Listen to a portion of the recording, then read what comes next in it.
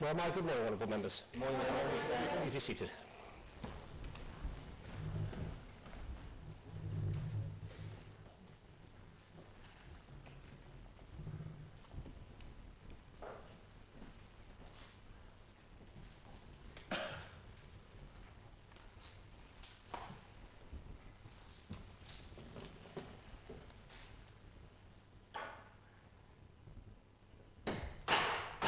Honourable members, please keep standing for the President of Tynwald.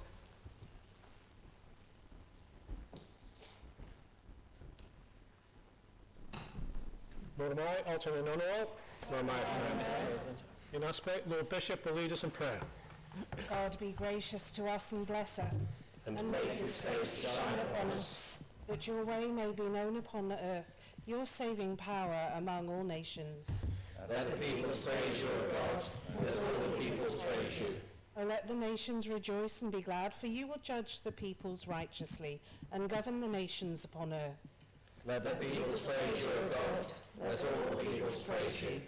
Then shall the earth bring forth her increase, and God our own God will bless us. God will bless us, and all the ends of the earth shall fear him. The Lord be with you. And also with you. Let us pray. Our Father, who art in heaven, hallowed be thy name. Thy kingdom come, thy will be done, on earth as it is in heaven. Give us this day our daily bread, and forgive us our trespasses, as we forgive those who trespass against us. And lead us not into temptation, but deliver us from evil. For thine is the kingdom, the power, and the glory, forever and ever. Amen. Lord of all the nations and friend of the poor, strengthen in the members of this place and all who lead the nations of the world that belief in dignity of every human being and in the values of justice and freedom and peace, that we may grow in respect and understanding for one another, and righteousness be established in the earth, through Jesus Christ our Lord. Amen. Amen. Anna hi olianatal, un emach as spirit nu, de rau namastu, as de henachten meru, son de brach. Amen. Please be seated.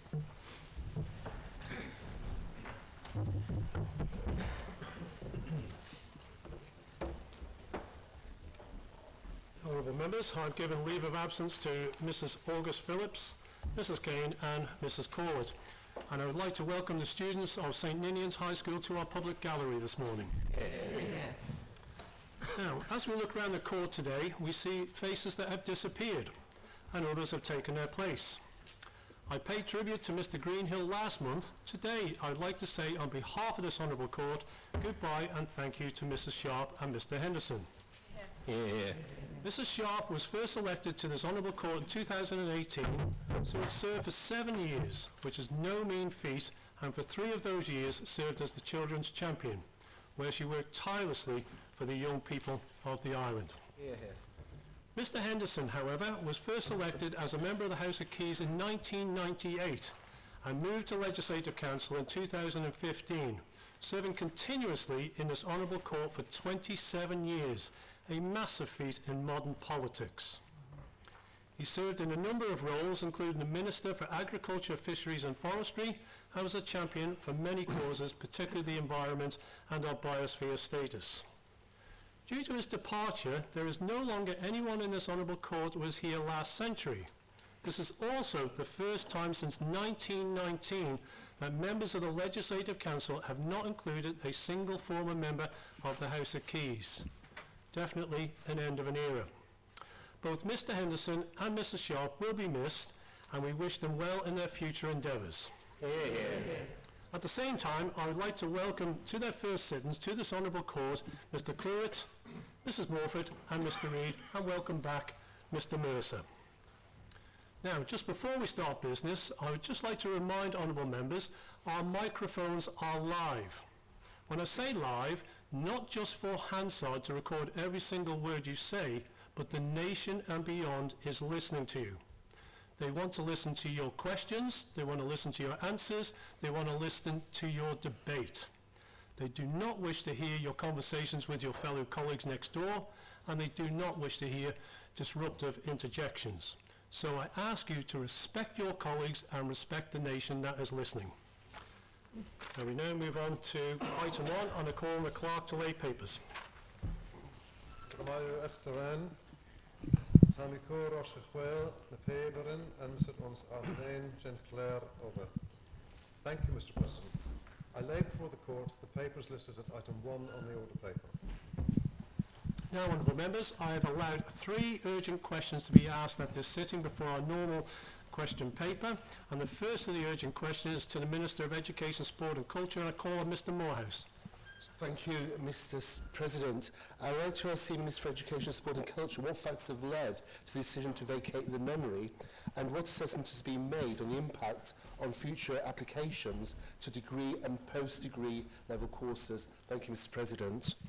In the absence of the Minister, I call on the Honourable Member, Mrs Maltby, to answer. As you may expect, the UCM annually reviews the provision of services.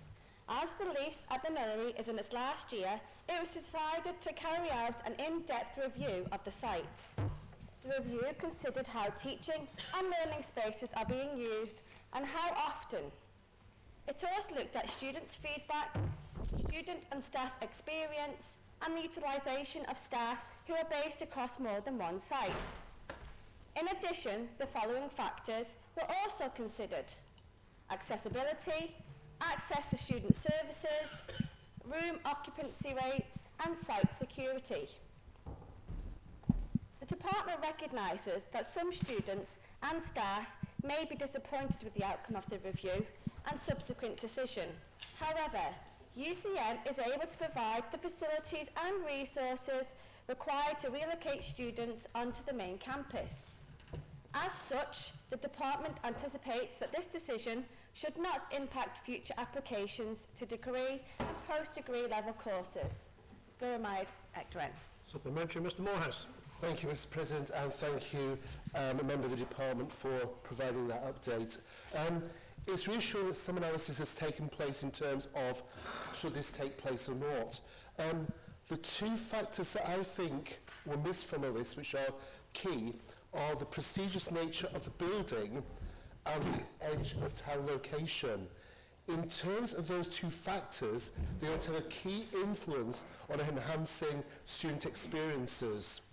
In terms of the department, were those 2 factors actually considered? And in terms of a cost-saving exercise, is the member able to give us an indication of how much money was saved, and potentially will that money be relocated to improving the mix of social facilities for those students at the Homefield Road site? Thank you, Mr. President. The Member for Education to reply, Mrs Maltby.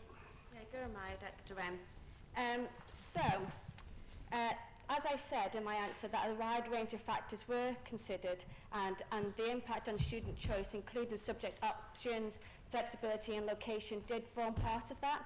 The numbers of students studying at the nunnery has remained quite modest, and so we felt that on balance our decision was correct.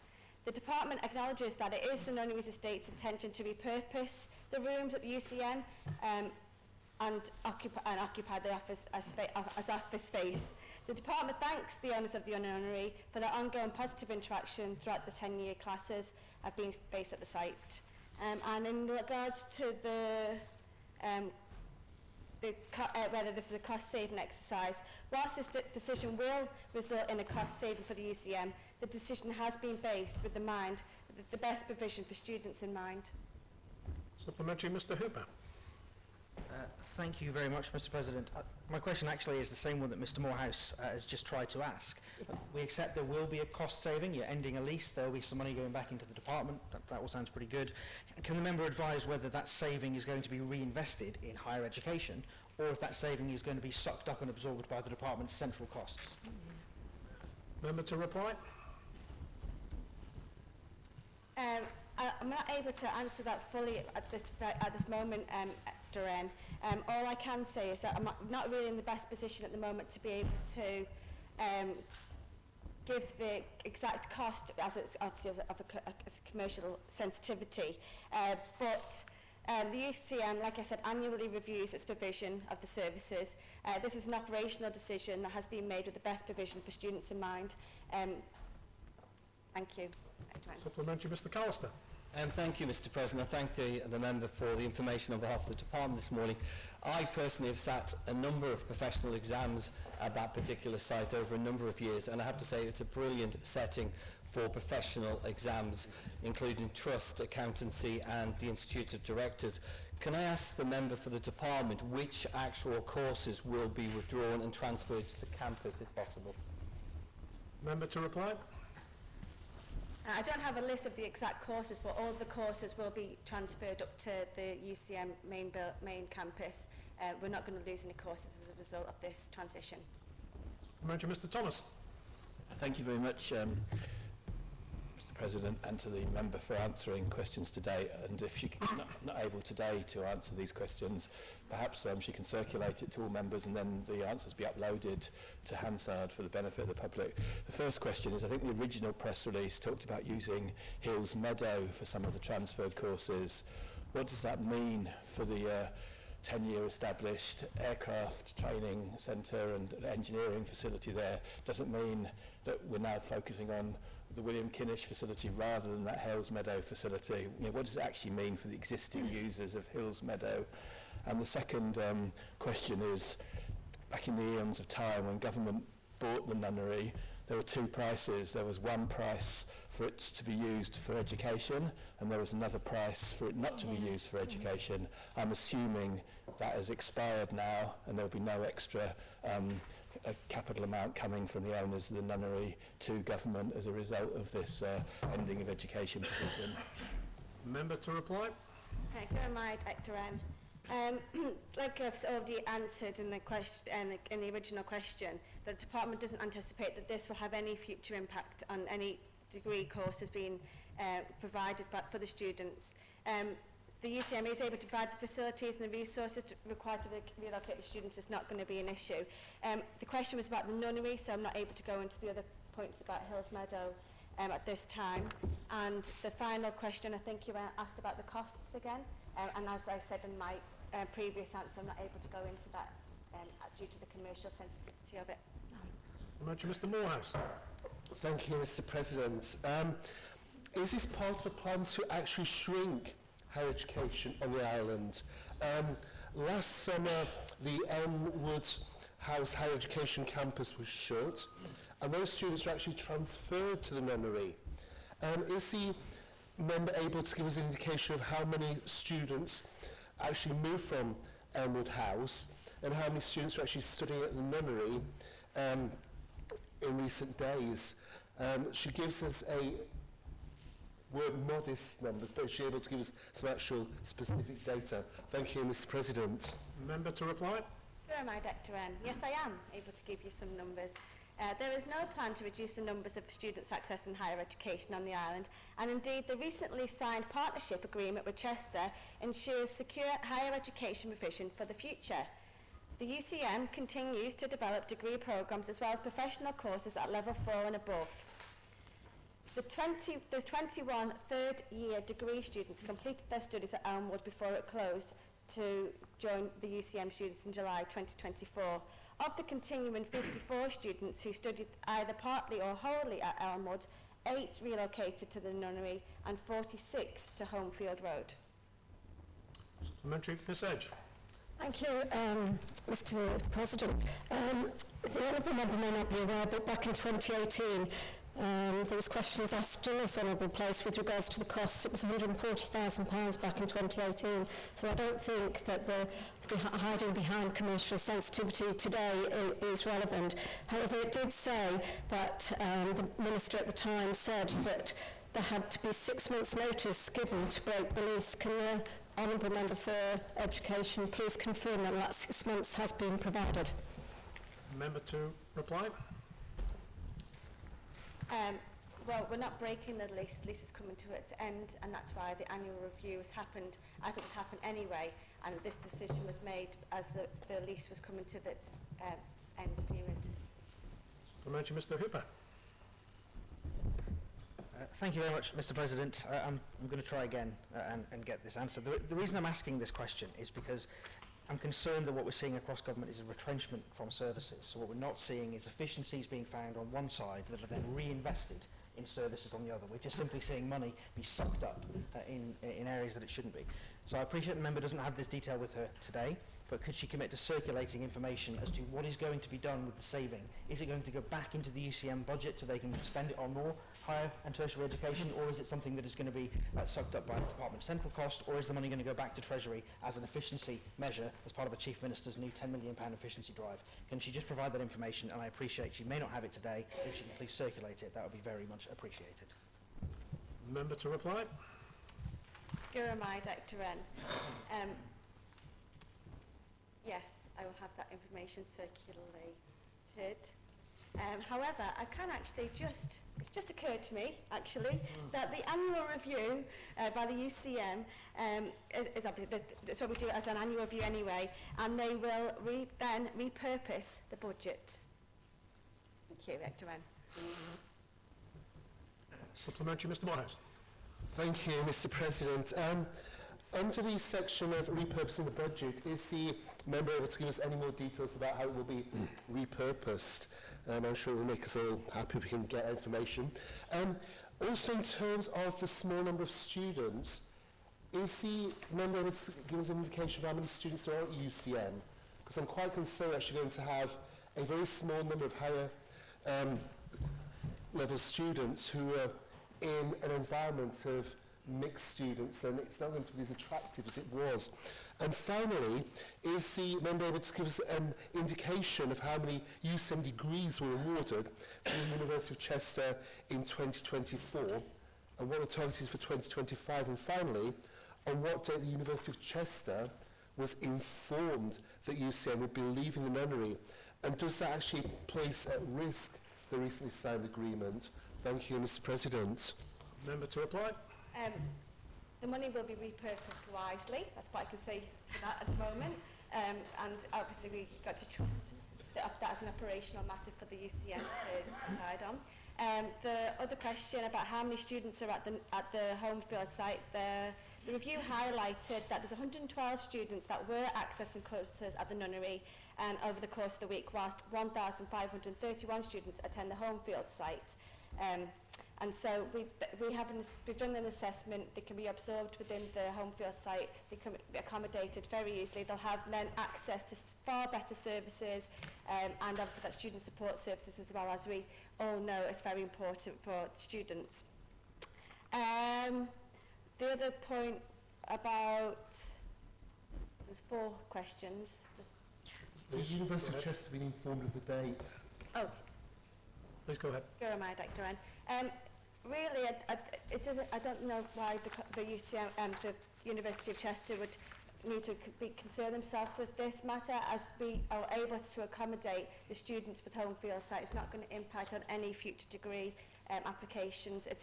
They've been absorbed into the main campus.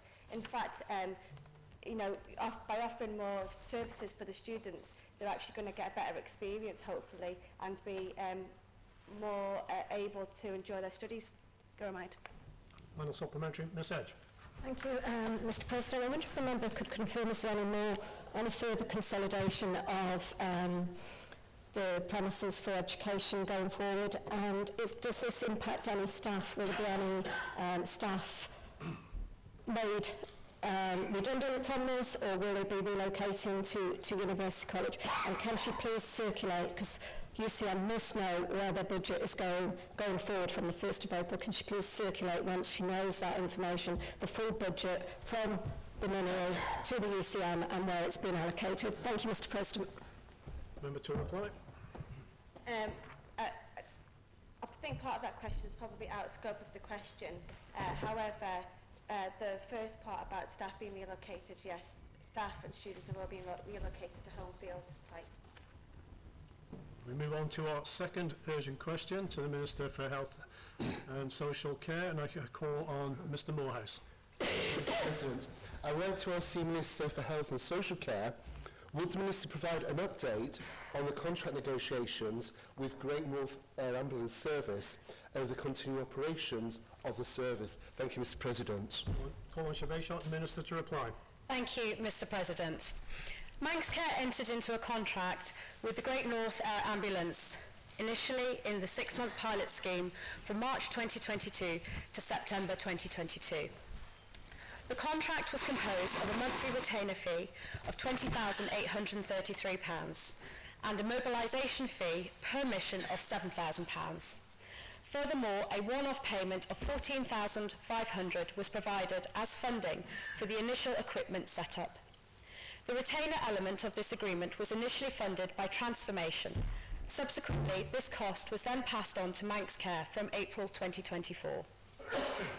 The contract included the option to extend on no more than 3 occasions to a maximum term of 60 months in keeping with financial regulations. This occurred between September 2022 to March 2023 and from March 2023 to March 2024. The final window to extend the contract was in March 2024, where the Manx Care had the capacity to extend cumulatively until the end of March 2027 if mutually agreed. This window subsequently closed as Manx Care were in long-standing discussions with GNAS around the charging model. The contract has therefore expired and the current relationship is based on goodwill and mutual commitment. In December 2023, Manx Care met with GNAS, their CEO and Head of Operations, and began to discuss the charging model. In that meeting, Manx Care confirmed that they would not be able to sustain funding the retainer going forward. Manx Care asked GNAS to provide an alternative per mission costing and discuss ways in which Manx Care could support their charitable efforts on Ireland, making it very clear to them that this would need to gain impetus to offset the retainer.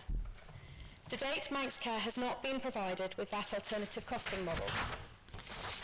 Manx Care wrote to GNAS on the 13th of February in 2025 to outline that they would cease to pay the retainer at the end of the financial year, April 2025, and request a per mission costing. An initial response failed to address the ask, and Manx Care intend to continue their negotiations with GNAS to see if a working solution can be found. In the meantime, they are continuing to maintain the same level of service, which is delivered by a combination of GNAS and the fixed-wing aircraft and the HM Coast Guard helicopter. Thank you, Mr President. Supplementary, Mr Morehouse. Thank you, Mr President, and thank you, Minister, for such a detailed answer. In terms of the next step, the Minister makes it clear that in February an alternative costing model was proposed. Given the deadline is getting very, very close and there's been a lot of discussions through the media, has any reference been made back to GNAS about that offer and asked whether they're able to give an update on their thoughts with regard to this? Because that email may have got lost and may have happened in terms of that is some clarity in terms of it is being considered. Thank you, Mr President. Thank you. Minister, to reply. Thank you, Mr President. So I have confirmed that Manx Care wrote to GNAS on the 13th of February as an introduction and to outline their position that they would cease the retainer at the end of the financial year. A response was received from them, so the email wasn't lost, but it did fail to address what they had asked for. To let the Honourable Member know what the next step is, there is a meeting scheduled for the 1st of April to decide whether to retain or discontinue. Thank you, Mr President. Supplementary, Mr Hooper. Thank you very much, Mr President. This information is actually really concerning because a few weeks ago we shared the mandate document for the first time. That mandate document says, in relation to the Helicopter Emergency Medical Service, HEMS, the service that we're talking about, that the funding model for the service... Could the Honourable Member speak up? Thank you. The mandate says that the funding model for this service needs to be reviewed during the 25-26 year to ensure it is affordable. That's the mandate that the Department has tabled in front of this Honourable Court that we are expected to debate later on today. But the Minister has just stood up and said that Manx Care have, in February, before the mandate was laid, have already terminated payments for the service, and on the 1st of April they're going to make a decision on whether the service carries on or not. That is not a review of the funding model to be undertaken in the next financial year. That is a decision that has been made in February, a decision that is going to be confirmed or rejected on the 1st of April. That is not what the mandate says. So why on earth has the Minister put one thing in the statutory mandate to Manx Care and is now telling us something entirely different is what's really going on? Very shocked to reply. Thank you, Mr. President. The funding model is being reviewed, as I described in my earlier statement. I ask the Honourable Member to refer to that. Thank you, Mr. President. Supplementary, Ms Edge.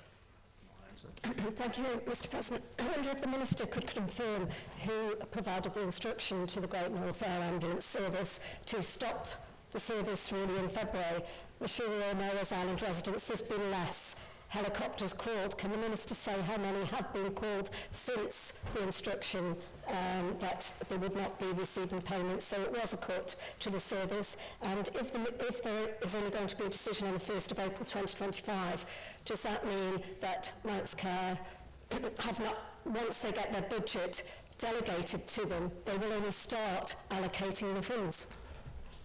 Very shocked to reply. Thank you, Mr. President. I did confirm in my original answer they are continuing to maintain the same level of service, which is delivered by a combination of GNAS, their fixed-wing aircraft, and the HM Coast Guard helicopter. Mr. President, thank you. Supplementary, Mr Callister. Thank you, Mr. President, and I thank the Minister for the information this morning. I think at the heart of this is the fact that the communication to both the honourable members in this court and to the general public has been incredibly poor since stuff has been put online and gone through media.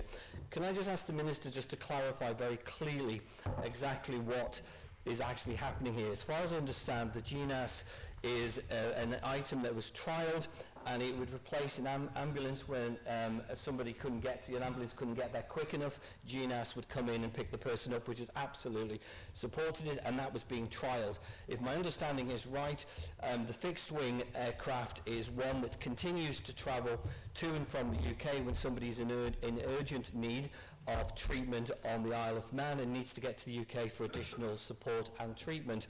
However, there's been issues with air traffic control which has restricted that.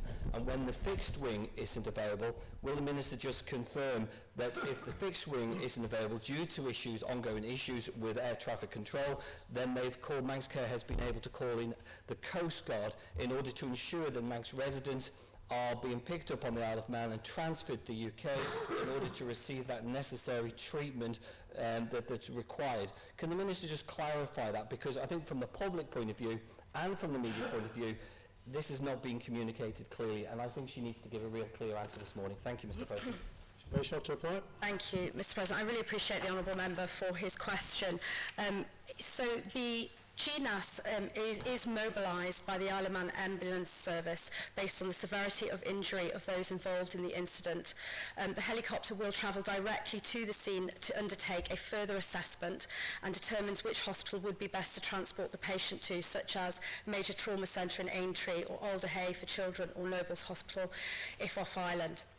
The Honourable Member is correct that during the day the fixed wing is the first, certainly the first point that they would use and mobilise. And I understand, I will clarify this, but my understanding that the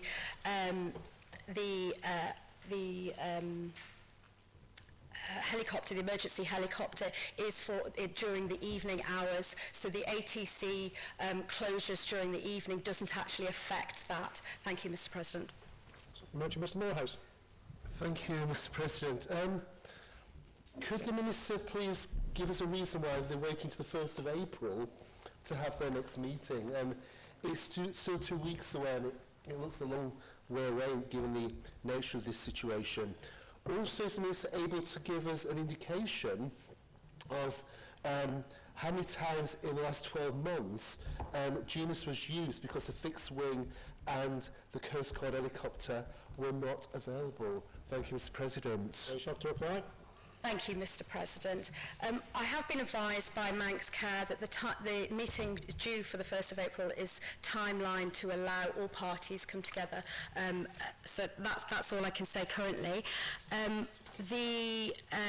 don't have the figures obviously in the last year, but I did answer a question back in the 10th of December in this Honourable Court where I was able to advise that since the April 2021, the Great North Air Ambulance Service had been called out to provide specialist pre-hospital care to 55 incidents. Thank you, Mr. President. Supplementary, Mrs. Gillish. Thank you, Mr. President. Is the Minister aware that the GNAS annual accounts for the year ending 2023 clearly state that their service delivery model solely relies on public donations and it does not receive government funding?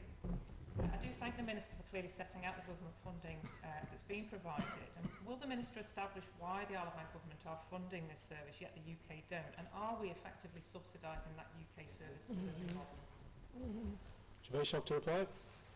Thank you, Mr. President. So this was originally, as I said in my original statement, a transformation funded project. You are absolutely correct, Honourable Member. The funding formula that's used in the UK is by donations, and the hope was that that they would be transferring and to be able to fund that locally through donations. But unfortunately, that hasn't transpired. Thank you, Mr. President. Dr. Allinson. Thank you very much, Mr. President. I'd like to thank the Honourable Member for her answers so far. Would she agree with me that this trial was brought here on the recommendation of 13 of Sir Jonathan Michael's independent review? The trial was for 6 months initially, but because it hadn't been embedded in the emergency joint control room, that's extended. But as yet, that trial has not significantly shown the benefit of an air ambulance system on the Isle of Man. And would she also agree with me that this is not instead of the fixed wing transfer, it's not instead of the Coast Guard, it is in addition to that, and so as a specialist role to take, but with the considerable amounts of taxpayers' money that's gone into this, it is absolutely right that the end outcomes for Isle of Man patients are analysed to make sure this is money worth spent. Thank you. Very shocked to reply. Thank you, Mr. Speaker. I wholly agree that obviously was, as I said, part of the transformation through the Sir Jonathan Michael's. I would absolutely echo that it is absolutely right for us to look at patient outcomes and that this is a necessary service and to reconfirm that it is an additional service to the fixed wing service that we currently have and that should, as I said, give Isle of Man residents the confidence that they need. Thank you, Mr. President. Supplementary, Ms. Edge. Thank you, Mr. President. There are a couple of FOIs with regard to the fixed wing and the Coast Guard. So some of the figures are a little bit concerning. So the fixed wing in 2023 only operated 18 times. There was 4 months when it didn't take any patients, and the Coast Guard only operated 10 flights.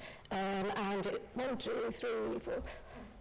And was 7 months where it wasn't required. So it does appear, and I think it's the right thing to be reviewing this, but could the Minister confirm that the Great North Air Ambulance hasn't been used because we'd paid £20,383, I think it was, per month, that over and above our own doctors stabilising patients using the fixed wing and the Coast Guard only in exceptional circumstances? Very shocked to reply. Thank you, Mr. President. Thank you for the Honourable Member for that information. I think absolutely that highlights that there just definitely needs to be an analysis of that. As I said in my earlier message that the GNAS is mobilised by the Isle of Man Ambulance Service based on the severity of injury. It is not because of a retainer. Thank you, Mr. President. Mr. Glover. Would the Minister provide a breakdown of costs of a call-out by the Coast Guard compared to the air ambulance and compared to the fixed wing? Very short to reply. Yes, Mr. President. Supplementary, Mr. Morehouse. Thank you, Mr. President. I'd like a bit more information, please, on how the system currently works and the impact of losing one of the 3 strands. We're aware that the fixed wing provision is not available occasionally because of the airport openings and related factors. We know that the Coast Guard helicopter will not be available occasionally because there's a fixed resource and it covers a massive area. So in terms of third string, how many occasions have there been in the last 12 months, or any period the Minister chooses, when the two formations haven't been available, but GNS has been able to carry out the task? Because I think that's the thing that's worrying many people going forward, that we will have options, but when you're actually poorly, when you actually need this option, the third option is disappearing, will not be there, and we could have issues. Thank you, Mr. President. Rachel, to reply. Thank you, Mr. President. That's actually a very good question. I obviously don't have that information to hand today, but I will circulate that to honourable members. Thank you, Mr. President. Thank you, Mr. Callister. Thank you, Mr. President. Again, I thank the Minister for the information this morning. The Minister's outlined what the monthly costs are in respect of the GNS. I was wondering if the Minister could just outline if Manx Care or the Department has also invested in equipment that's been on in GNS, and if so, could she provide details? Rachel, to reply. Thank you, Mr. President. I did speak about this in my initial statement. There was a one-off payment of $14,500 was provided for funding for initial equipment setup. Thank you, Mr. President. Thank you, Mr. Thomas. Thank you very much, Mr. President. When the Minister provides the helpful clarifying information for members and the public about the alternatives of the fixed wing and the Coast Guard service, can the Minister undertake to make sure it's clear the basis on which the fixed wing is not able to use the airport? My recollection is that this is long going since 22-23, and basically it's overnight when air traffic controller isn't called in to reopen the airport just for an emergency fixed wing transfer. So can the Minister just clarify that later when she's got full information from infrastructure in the airport? Rachel, to reply. Thank you, Mr. President. Yes, he is absolutely correct that previously, before we had the service of GNAS, I understand the situation was where we had a air traffic controller that was could go out at night to allow the fixed wing to land and to take off. Thank you, Mr. President. Thank you, Mr. Hooper. Thank you very much, Mr. President. I think I heard the Treasury Minister say that there was an assessment undertaken that demonstrated the value or otherwise of the service. Will the Minister commit to sharing that assessment with honourable members?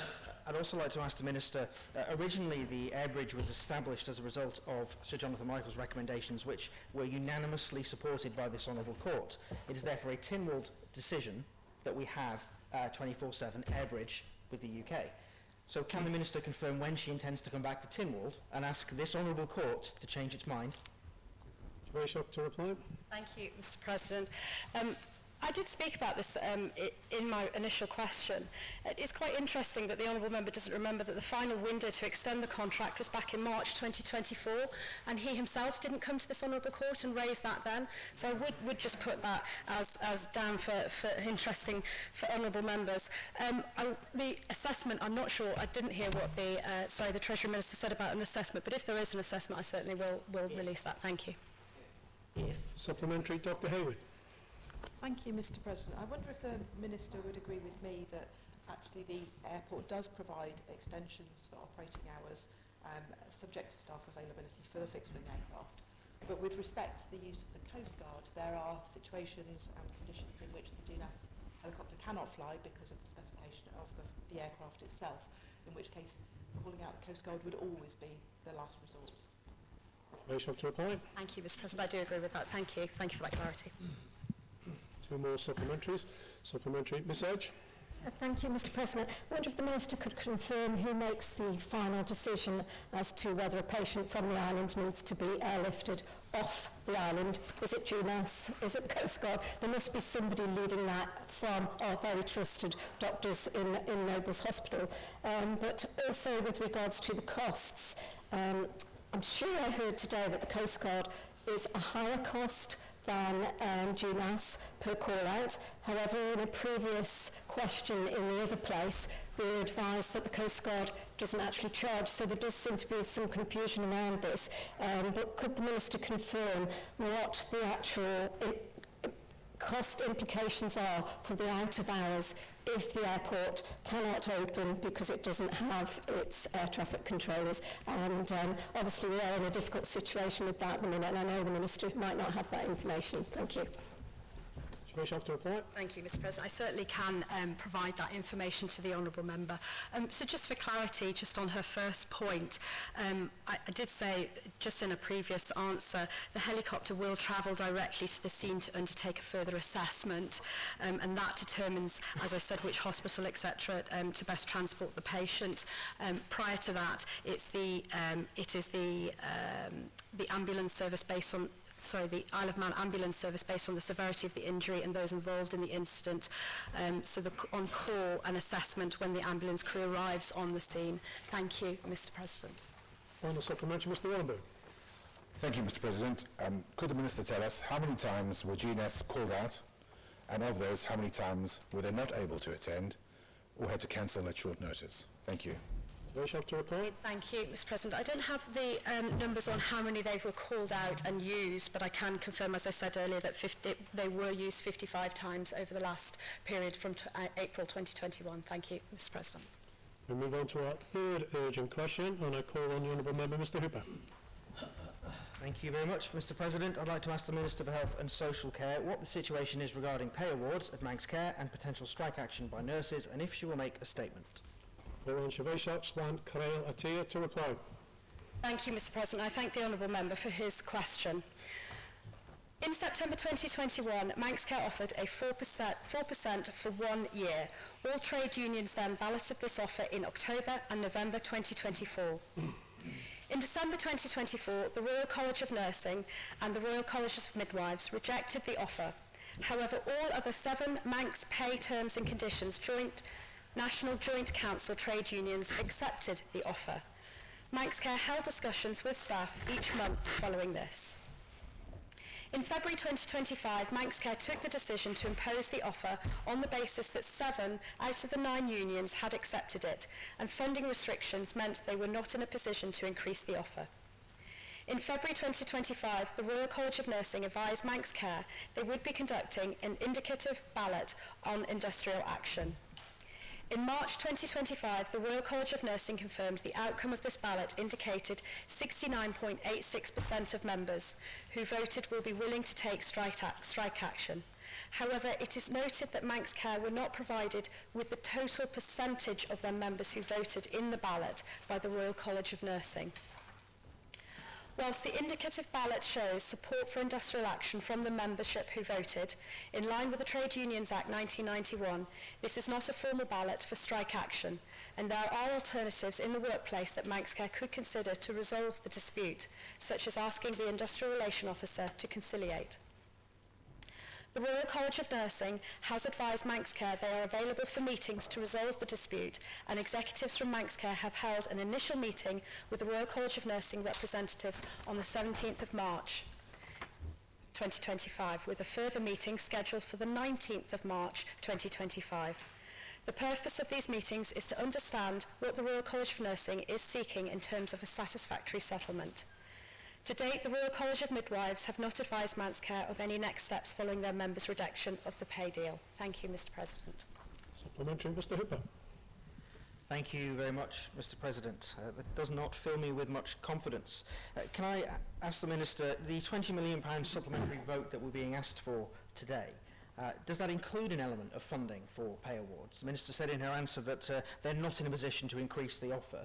So if the nurses have rejected the current offer and the government is not going to increase the offer, strike action seems almost inevitable unless more money is found.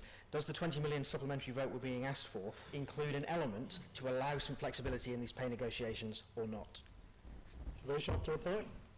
Thank you, Mr. President. It is my understanding, but I will confirm, as I've said, the 4% has been awarded, so that would have been included in this year's budget, as in the one for the supplementary vote. Thank you, Mr. President. Supplementary, Mr. Hooper. Thank you, Mr. President. I'll try again. The nurses have rejected the 4%, which means, I know this is difficult to grasp, the government's going to have to offer a higher number than 4% to get them to accept. 4% is included in the numbers, we know that. The question I'm trying to ask the Minister is, In that £20 million we're being asked for, the extra money, is there any extra money to allow the government, to allow Manx Care to make a better offer or not? Very short to reply. Thank you, Mr. President. I don't have that information. Supplementary. Ms Edge. Thank you, Mr. President. Could the Minister confirm whether it's just a one-year pay award that the 4% is for? Is it just the 1 year? As we're going into a new year, there obviously is opportunity to negotiate going forward if there's only 4% left. Will that 4% be sitting with Manx Care on the 1st of April to award the 4% and any extra if it comes forward out of next year's budget? Thank you, Mr. President. Yes, that was the Manx Care offered 4% for 1 year. Thank you, Mr. President. Supplementary, Mr. Hooper. Thank you very much, Mr. President. So having established the Minister has no idea whether she's asking for more money for pay awards or not, can she advise whether the mandate and the budget for next year includes an element that allows for a higher pay award? The reason I ask this is because the mandate document and the operating plan explicitly say that it doesn't have any money for a higher than allocated pay award. But it seems to me that we are going to end up offering a higher than allocated pay award. Does this mean the Minister is going to need more money from day one next year than she's already asked for, because her government, her department will already be overspent, having to offer more pay than is being allowed for in the budget and in the mandate? Very short to reply. Thank you, Mr. President. The Honourable Member is speculating currently at the moment, and unfortunately I cannot give any answers to this, as this is under a negotiating pay negotiation that's currently under and happening currently right now over these coming days. Thank you, Mr. President. Final supplementary, Mr. Hooper. Thank you, Mr. President. I've just been accused of speculating, so I'm going to read from her own documents now, from the operating plan. Whilst the cost of the most recent pay award for doctors and expected PSC pay awards are covered by the budgeted amount, it is likely the expectations for uplifts in the coming year will be much higher than the amount funded. That is her own document, that's got her face on the front of it, that has been laid before Tynwald Court. So I'm not the one speculating. I am reading from your own documents that state we are not funding an above budgeted for pay award. That's what the document says. The question I'm trying to ask is the Minister aware of this, and how is she planning on rectifying this seemingly impossible situation where you've got staff asking for more money than is being budgeted for, and she has no idea herself whether the money is being even asked for from the government? Very short to reply. Thank you, Mr. President. The Honourable Member is speculating that an agreement cannot be found. As I've explained in my initial answer, I said that whilst the indicative ballot shows support for industrial action from the membership who voted, this is not a formal ballot for strike action, and there are alternatives in the workplace that Manx Care could consider to resolve the dispute. Thank you, Mr. President. Honourable members, that concludes our urgent questions at 10:47. We'll now move on to our question paper, which we do have 2.5 hours. I'll just give you notice that question 16 was actually meant to be a starred question and will now be taken after question 3. So we now move to starred question number 1. I call on the Honourable Member for Arby Castlemaine, Mr. Morehouse. Thank you, Mr. President. I would like to ask the Chief Minister how many part-time and full-time employees government employed as at the 1st of January 2025, and how many part-time roles were advertised in each of the last 3 months. Thank you, Mr. President. Very short to reply. Mr. President, on the 20th of January 2025, the government published the Overview of Public Service Workforce Report. That report advised that on the 31st of December 2024, there was a total of 1,522 full-time equivalent part-time employees and 6,280 full-time equivalent full-time employees. With regards to the numbers of part-time roles advertised in December 2024, there were 26.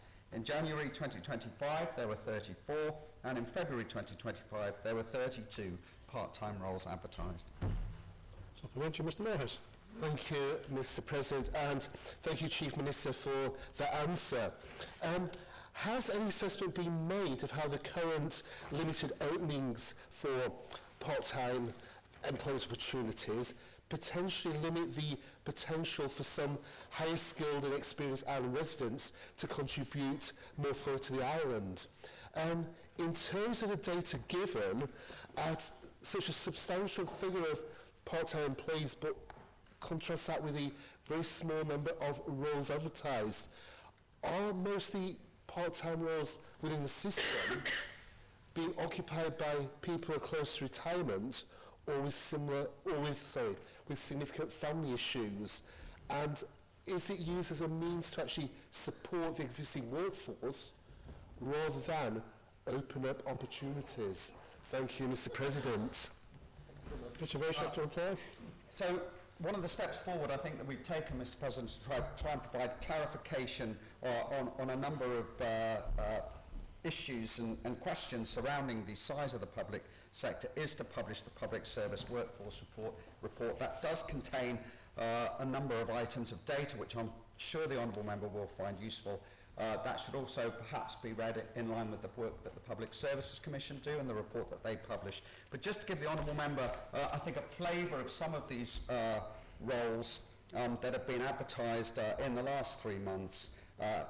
Department of Education, Sport and Culture Education Support Officer, School Velagilt, 21 hours, term time only. Department of Education, Sport and Culture, lunchtime assistant at Bond School Rumsar. Desk, again, general kitchen assistant, Castle Russian High School. Desk again, school cleaner at Annika Primary School.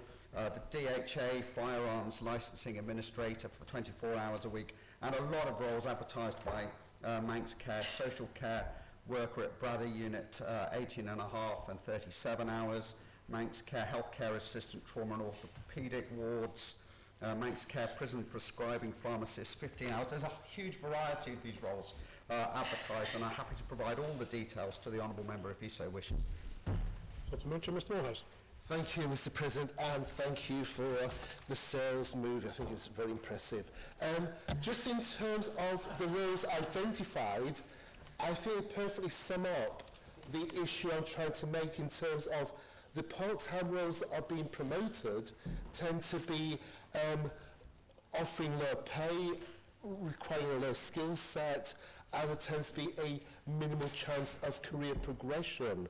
Whereas a lot of people who are working for the government, who are working part-time, are directly the opposite of that in terms of their skills base and their pay and the other factors. So is there actually any assessment going on at the moment in terms of making more of part-time opportunities within government at entry level rather than focusing on full-time employees as a source of meeting our requirements? Thank you, Mr. President.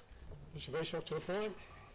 Well, I'm sure that there's a huge variety of roles, as I've said, Mr. President, and many people have very many different individual circumstances as to why they would apply for part-time roles. Some of those individuals would not necessarily be looking for career progression, but may wish to join the public service and provide for services to our schools, for example, in a limited capacity. Others may be looking for more advancement in their careers, and I would suggest that depends very much on the job that is being offered and the opportunities then for additional training to be provided by the department concerned. Supplementary, Mr. Thomas. Thank you very much. Does the Chief Minister agree with me that it's really interesting that the number of employed persons since the general election to December 2024 has gone up by 1,600, but the number of jobs undertaken has gone up by 3,353, twice the number? So therefore, conceivably, all those new employed people are all doing 2 jobs. Does the Chief Minister agree with me? It would be very interesting for the Public Services Commission and the Chief Executive guided and advised by the Operational Performance Board to better understand that growth. Interestingly as well, in the last year, that doubling hasn't continued. So in the last year, December 23 to December 24, the number of persons employed has gone up by 308, but the number of jobs has only gone up by 213. So something's going on, and it would be very interesting to find out what that is. Does the Chief Minister agree? Well, I'm happy to try and establish how many people work in more than one role on a part-time basis for the Isle of Man government, although I then need to try and understand how efficiencies could be created from that. But I'm happy to look into that and to see whether there is further data that I could get to try and understand how many people are working for the government in more than one part-time position. Supplementary, Mr. Morehouse. Thank you, Mr. President. The latest HR data provided by the Alabama government suggests only 59 men are actually on part-time contracts, or 12% of the part-time employees. Given that figure and the range of jobs that are being advertised, is it possible that this area will actually be looked at? Because there are lots of opportunities out there within government that could actually be done part-time rather than full-time. And if you're taking on a part-time worker, there's the possibility of actually employing someone at a lower cost and taking on a full-time employee. Thank you, Mr. President. Very shocked to reply. Well, I'm sure there's very many permutations within this, but I'm happy to try and understand, I think, how many people have more than one part-time role with the Isle of Man government. Perhaps if we could start at that position, and then the Honourable Member can debate with me whether the maths work out for the individual to be employed on a lower salary full-time than on a slightly higher salary part-time, and the benefits that that would then bring. Supplementary message. Thank you, Mr. President. It was always a classic that people would go part-time because their NI costs and everything go down, so it could be impacting our NI fund. But could the Chief Minister, whilst he's actually looking at the question that's been raised by Honourable Member for Douglas Central, could he look to see how many of the part-time employees have actually applied and received employed persons allowance at the same time, because I think that's a significant figure that could be impacting the government and the way that people are seeking employment. I think that's broadening the scope. If it's possible to get that sort of level of data, then I'm happy to commit to trying to find out that level of information. Final supplementary, Mrs. Kinnish. Thank you, Mr. President. Would the Chief Minister agree with me that many of the jobs that are listed on Job Train in fact do offer flexible working options when you look at the description, and perhaps the Chief Minister could consider reviewing the front page on Job Train where 37 hours is often listed as reflecting what the post is, but in fact the part-time role would be considered, and that would cover off then perhaps some of those more senior roles. Thank you, Mr. President. Mr. Bishop to reply. Again, I'm happy to look at if Honourable Members think there are better ways to address some of the issues, and Honourable Member is right, but of course some of the classification, for example, around 37.5 hours is for term time only, rather than full-time within government. But I'm happy to take the comments on board and to see whether improvements can be made. Move on to our second style question. I call on the Honourable Member for Oncombe, Miss Edge. Thank you, Mr. President. I'd like to ask the Minister for Health and Social Care whether there are any delays in radiology diagnostic reporting. To reply. Thank you, Mr. President. In February 2025, Radiology adopted a standard operating procedure for diagnostic reporting that sets out different target turnaround times for reports to be made available to the referring clinician. If the target number of days has passed, it is recorded as a breach. As of today, there are 93 breaches, Mr. President. Supplementary message. Thank you, Mr. President. I wonder if the Minister could confirm what's the reason for the breaches. And, excuse me, has there been any changes since February to a contract with an external provider of diagnostic services for reporting, and how many currently, particularly say, for instance, CT scans are outstanding? To reply. Thank you. The main reasons is due to annual leave and sickness during February and March. During February there were 23 days of consultant annual leave and 2 days of sickness. The other question regarding an external provider, I don't have that information, I'm afraid, but I certainly can come back to the Honourable Member to advise her. I don't also have the breakdown of how many of those are CT or MRI scans, for example. Thank you, Mr. President. Thank you, Mr. President. It used to be the service would not stop when people had annual leave. We would get locum practitioners in, or we would look to diagnostic reporting from across. Has that changed? If the answer that you've given is 22 days annual leave, surely we should have had a diagnostic service for 22 days, or at least a locum consultant. Thank you, Mr. President. Thank you, Mr President. Annual leave is always monitored in order that staff take this at different times to ensure the department is adequately covered. However, it is impossible to predict when the staff will be obviously on sick leave, and this is unfortunate that this has happened during times of the annual leave of other staff in this instances. I can confirm that bank radiologists have been recruited to increase capacity and outsourcing, which continues to be used. Thank you, Mr President. And a supplementary, Ms Edge. Thank you, Mr President. I wonder if the Minister could circulate what the standard processing procedure is, so that we can understand if there's been 93 breaches, what somebody can expect if they go for a service in radiology today, that they should get a report within 5-10 days, for instance. Is that a service standard pathway that the public can view? To reply. Thank you, Mr President. The Honourable Member's asking if I think she's talking about the standard operating procedure. She's nodding her head, yes, I can certainly circulate that. A breach is defined as anything that takes longer than 4 weeks to report on. Turnaround time in imaging is the interval between an imaging examination and a verified report made available to the referring clinician. There are several categories with different targets. Urgent has a shorter target time than routine if the target number of days has passed.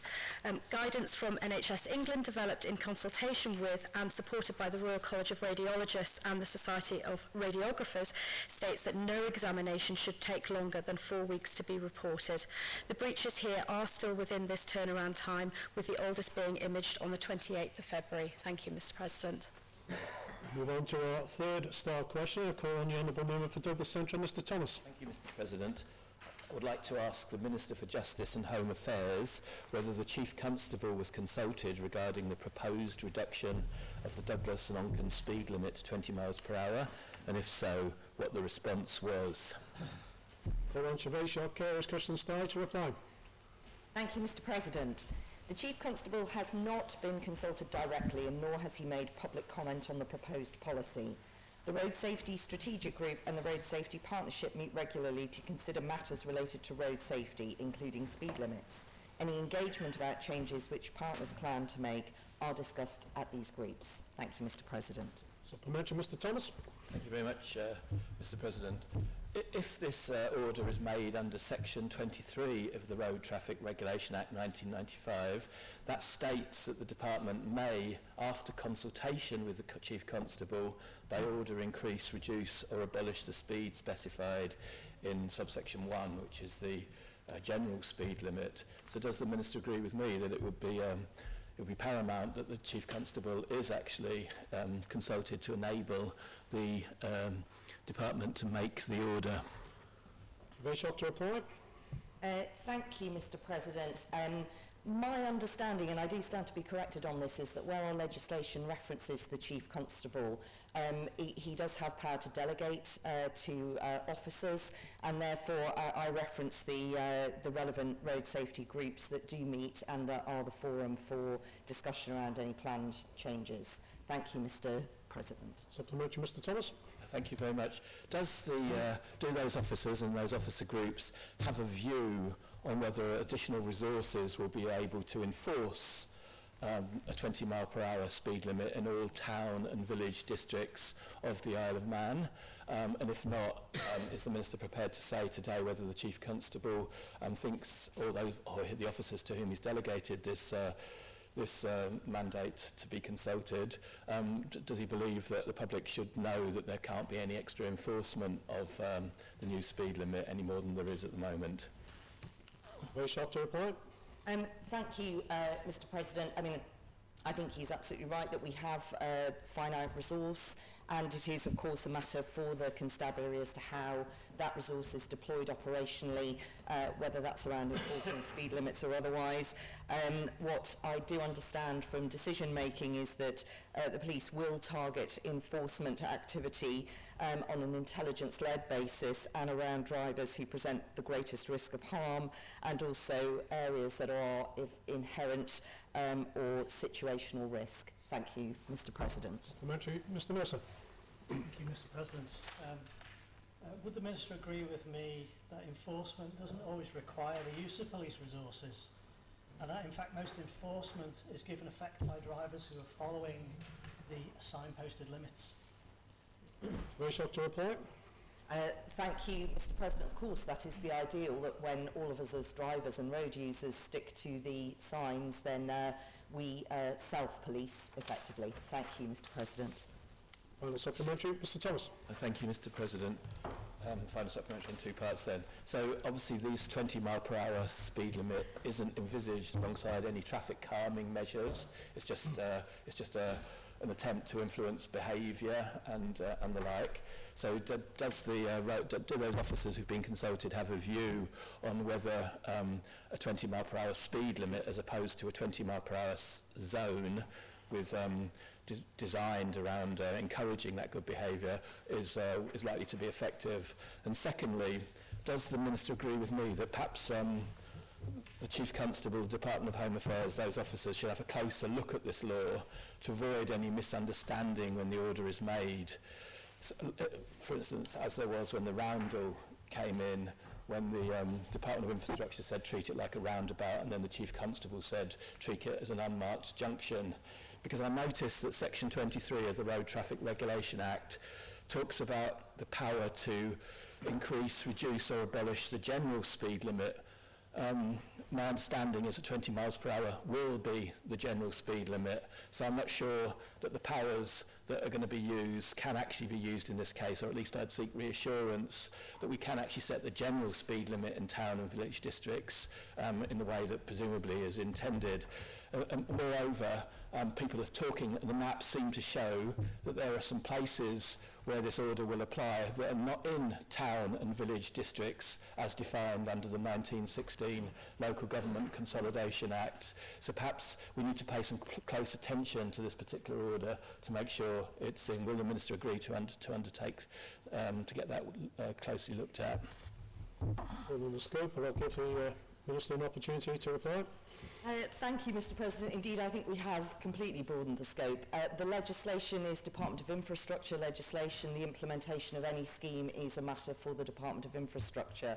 So I would suggest that where there are questions around legislation that is owned by another department or a scheme that's due to be implemented by another department, perhaps the Honourable Member would direct those questions to the relevant Minister. Thank you, Mr. President. Well, and further final supplementary, Dr. Hayward. Thank you. I wonder if the Minister would agree with me that in order to change behaviours, first of all, you signpost that and you educate about those behaviours.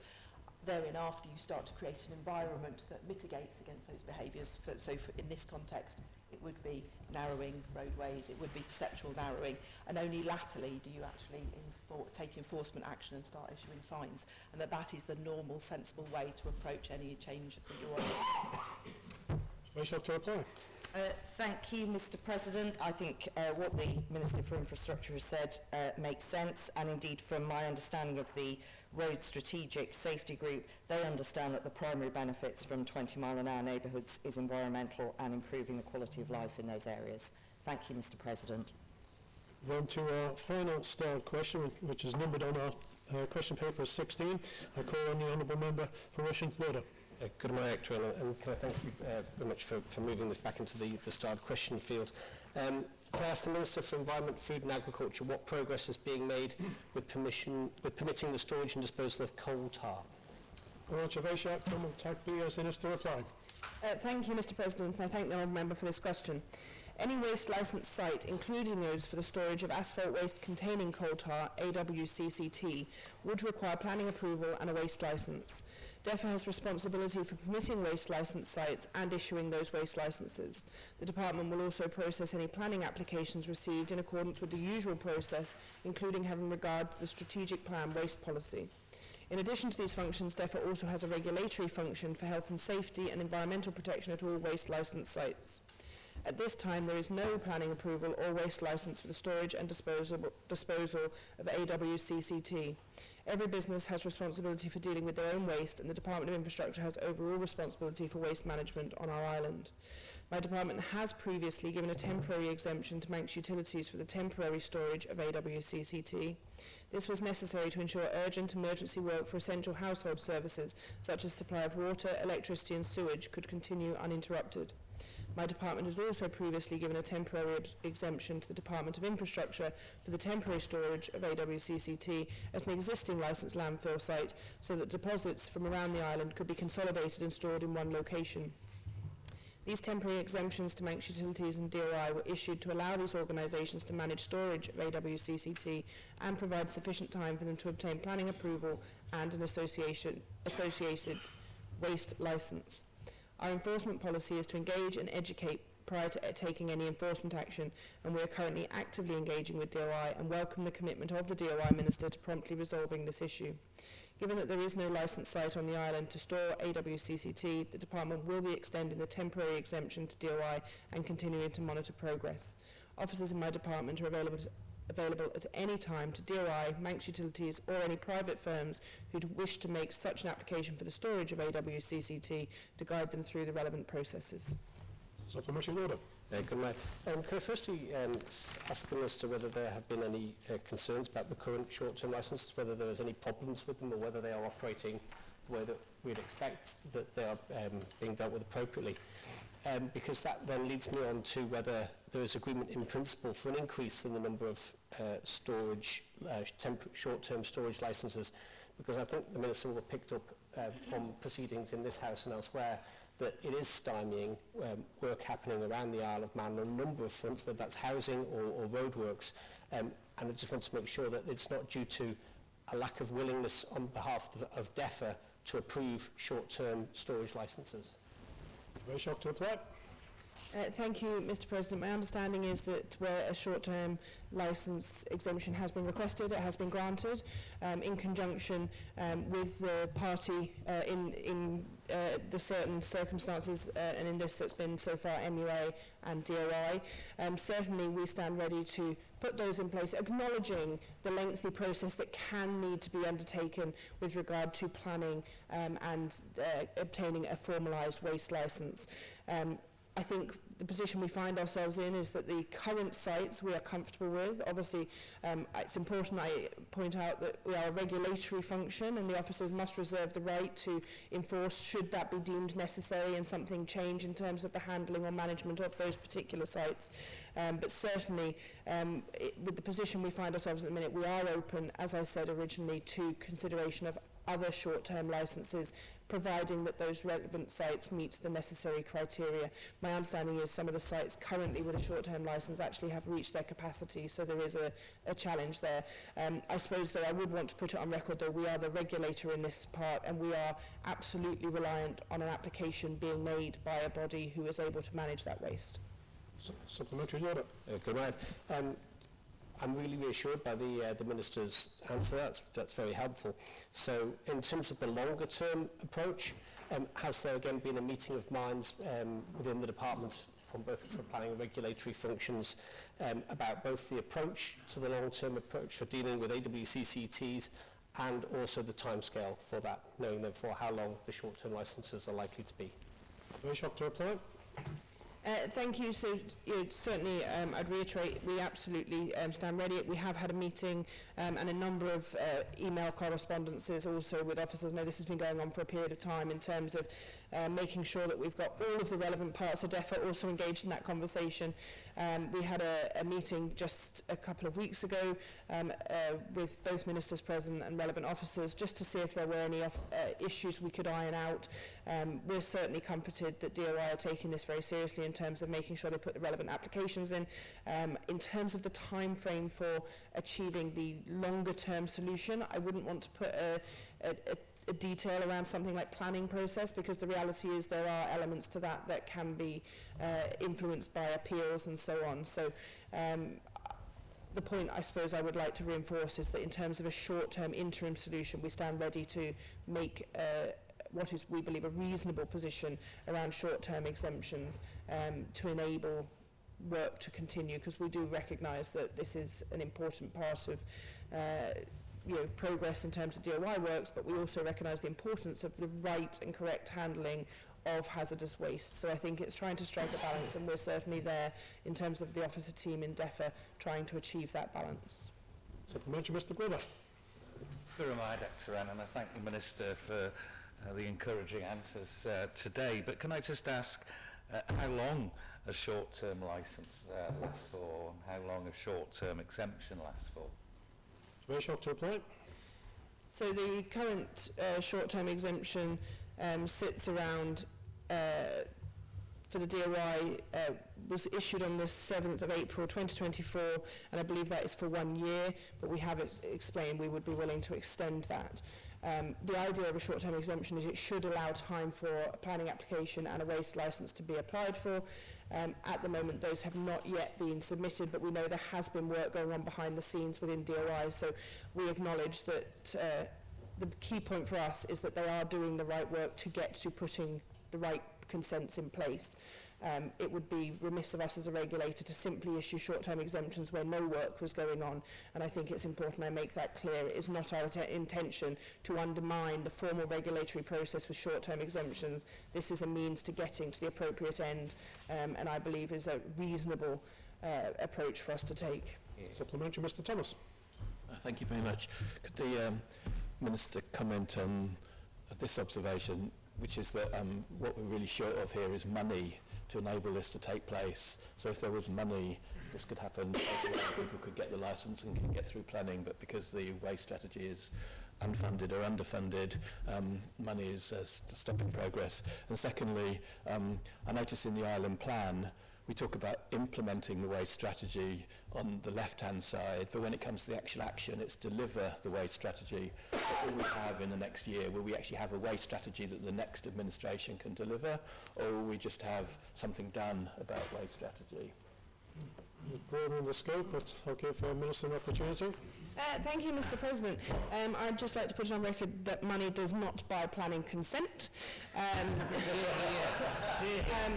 It's absolutely in the gift of either the DOI, MU or any other body to put an application into planning. We know that they have previously done that and they withdrew the element related to AWCCT because there were elements that were not submitted with the planning application and they wished to proceed with it without that element. So a lot of that preliminary work, to my understanding, has been done. There is some additional information that's required. I know that the DOI Minister has that well and truly brief understood and is working with officers to deliver that. In terms of the waste strategy, this has been a matter of frustration. I know that in the questioner's tenure as DOI Minister, the implication was the DOI had already completed the waste strategy, which was a frustration because actually there are significant elements related to the waste strategy, and I share his view that those need to be reconciled in a broader waste strategy that deals with hazardous waste as well as domestic waste and commercial waste and recycling and all of those other elements that make up the waste for us as an island. So I know again that that is a piece of work that's going on in DOI and is being contributed to also by our officers in terms of the practical application of waste management falling within DEFA. So a significant piece of work. It's not going to happen overnight, and I recognise, though, that a priority should be placed. What we don't want to do is embed into our processes things that are outdated. And I hope that that's a position I know shared by the DOI Minister, and we'll be able to continue working towards that. Move on to our on-style questions now. And question 4, call on the Honourable Member for Douglas North, Mr. Wallenberg. Thank you, Mr. President. Could I ask the Minister of Health what productivity benchmarks were put in place in conjunction with the recent 8% Doctors' Pay Award? Thank you. I call on Taoiseach Corral Attia to reply. Thank you, Mr. President. I thank the Honourable Member for his question. And there have been no specific productivity benchmarks or targets put in place as part of the recent pay awards for doctors. However, as part of the discussions in relation to the recent pay agreement, Manx Care has strongly reinforced the need for medical staff to engage fully in the job planning process. Productivity is one aspect of this. Adherence to the Manx Care job planning policy is a contractual requirement for the doctors. Thank you, Mr. President. Mr. Wallenberg. Thank you, Mr. President. I have to say I'm somewhat surprised to hear that there is no benchmarks being put in place, but encouraged to hear there is job planning. Could I ask the Minister, does the pay award put doctors in a position of parity with their counterparts in the UK, or are they worse or better off? Thank you. Taoiseach to reply. Thank you, Mr. President. I just wanted to clarify what job planning is. A consultant job plan should be a prospective agreement that sets out a consultant's duties, responsibilities and objectives for the coming year. Consultant job plans should set out agreed personal objectives and their relationship with the employing organiser, wider service objections. An oversight will be via the Manx Care's Cost Improvement Programme Board, which reports into the Finance and Performance Subcommittee of the Board. And I can confirm that the awards give parity. Thank you, Mr. President. Supplementary order. I think the Minister will recall at the presentation that we had in the Brule Suite just a few weeks ago that the question was raised around assurance to Tynwald over the productivity of senior staffing and within the job planning process. I think the Minister's outlined there how assurance will be provided to the Manx Care Board. Will the Minister undertake to find some mechanism of providing an element of assurance to this court about that productivity?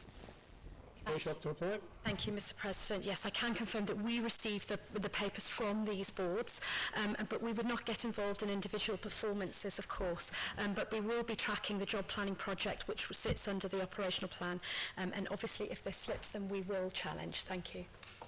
Supplementary, Mr. Hooper. Thank you very much, Mr. President. Does the Minister feel that by accepting a sizeable 8% uplift without any associated conditions, she's sort of created a rod for government's own back here, because there'll be other pay groups, as we've already talked about this morning, and now expecting the same treatment? Were the PSC or any other government bodies engaged or consulted on before this 8% uplift was agreed to unconditionally? And my second question is in relation to the job planning exercise that she says is being undertaken. Has there been any assessment undertaken of how job planning is currently going and how effective it is, and whether the Minister has been provided with any reports on job planning or in relation to the way that PAs and job plans are actually done and dealt with by the consultants at Manx Care? Thank you, Mr. President. I would have to check with Manx Care, obviously because they led with the pay negotiations, whether PSC was consulted on it.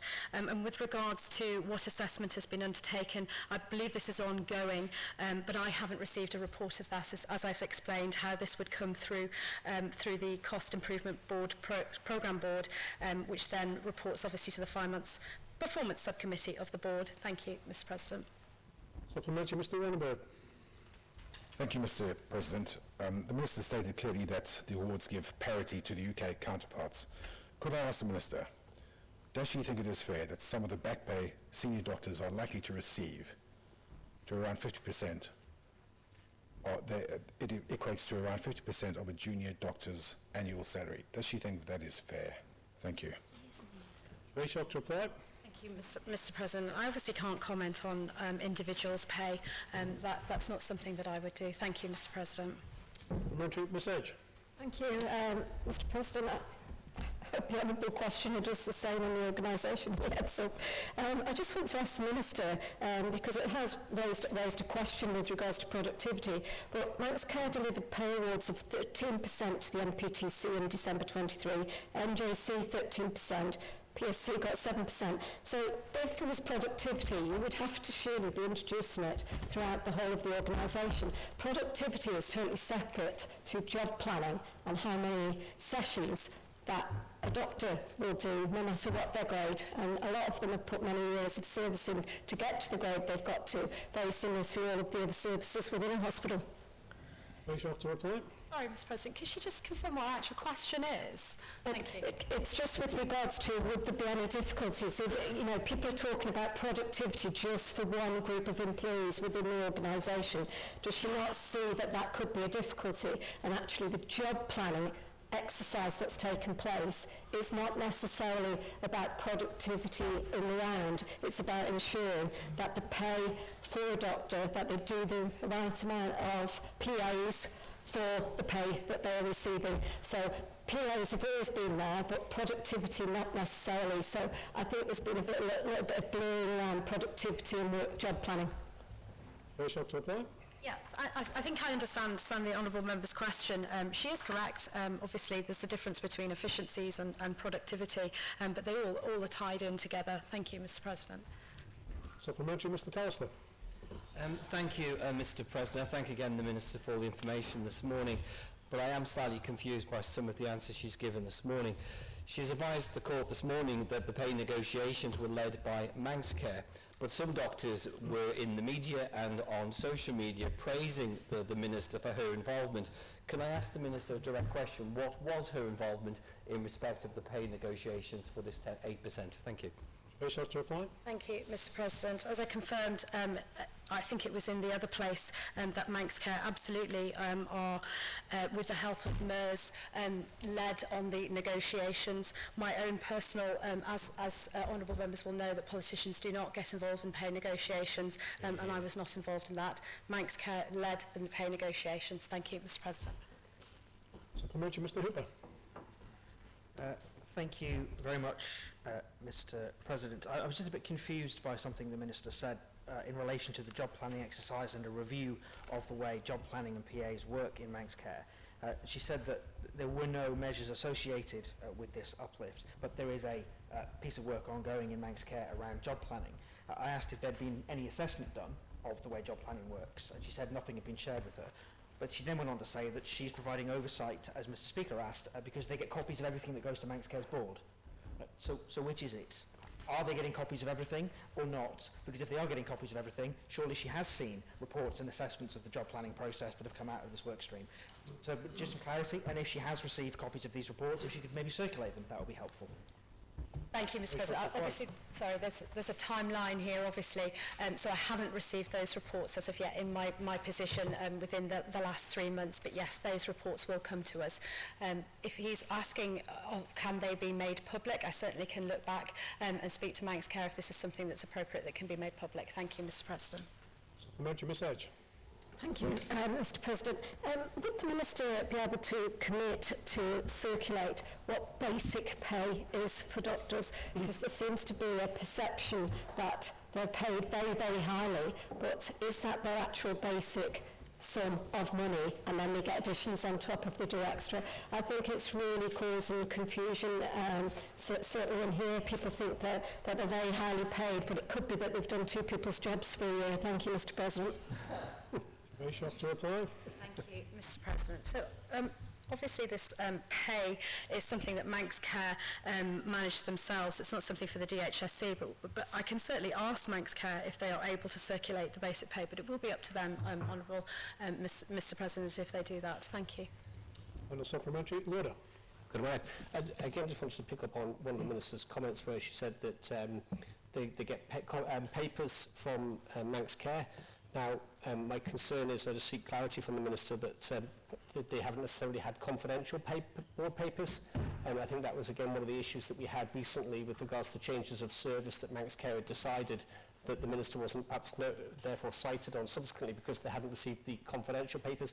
Given that this is about job planning, potentially about individuals, I suspect this is going to fall under confidential papers. So I just wanted to seek clarity that the Minister would actually have those and would therefore be able to, in a position to provide some of that level of assurance that we're talking about to Tynwald Court in some way, shape or form. Thank you. To reply? Thank you, Mr. President. Yes, I can certainly attempt to do that. I haven't seen these papers that come to us from the board, so once I see that and the level of confidentiality, I can certainly reassure the Honourable Member. Thank you. On to question 5, and I call on the Honourable Member for Russian. Order. Good morning. Can I ask the Minister for Health and Social Care whether 6 new clinicians for the Child and Adolescent Mental Health Service announced in October 2024 have been recruited, and what progress has been made with reducing the waiting list for those awaiting diagnosis? Call on Shavashok Slank to reply. Thank you, Mr. President. I can confirm that to date 5 additional clinicians have been recruited on 12-month limited term contracts, all of whom are in post.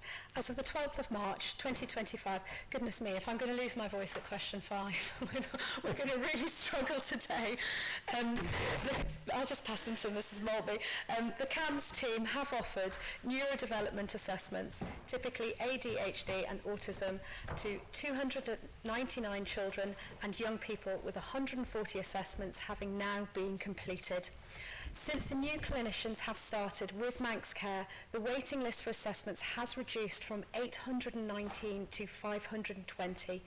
Clinical activity continues at pace to offer assessments to the remaining 520 cases. Thank you, Mr. President. Supplementary order. It's really gratifying, and I'm sure it must be gratifying for the Minister as well, to see a waiting list going in the right direction, down from 819 to 520.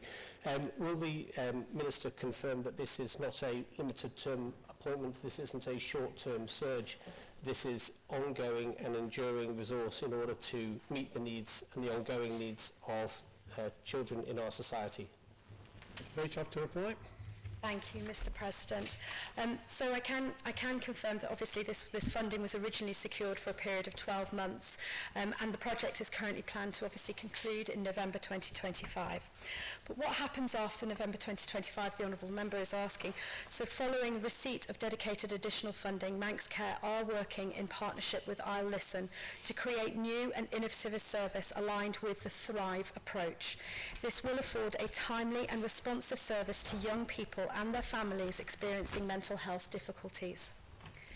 The single point of access component of this service set to go live in spring 2025 will offer prompt access to assessments, advice, information and where appropriate talking-based psychological therapies. CAMS will jointly triage referrals with our Listen service to ensure that those with complex or high-risk needs received from prompt assessments and treatment from specialists within CAMS. This service will operate on a self-referral basis enabled through a bespoke website by telephone or through dedicated walk-in sessions. Additionally, CAMS are now able to fund the 6 dedicated wellbeing practitioners in place at all the island's secondary schools and extend this school-based support in the Isle of Man College.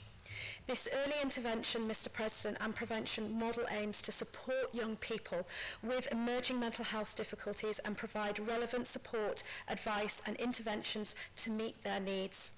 The mental health and wellbeing practitioners will receive additional specialist training to support them in delivering positive outcomes for our young people.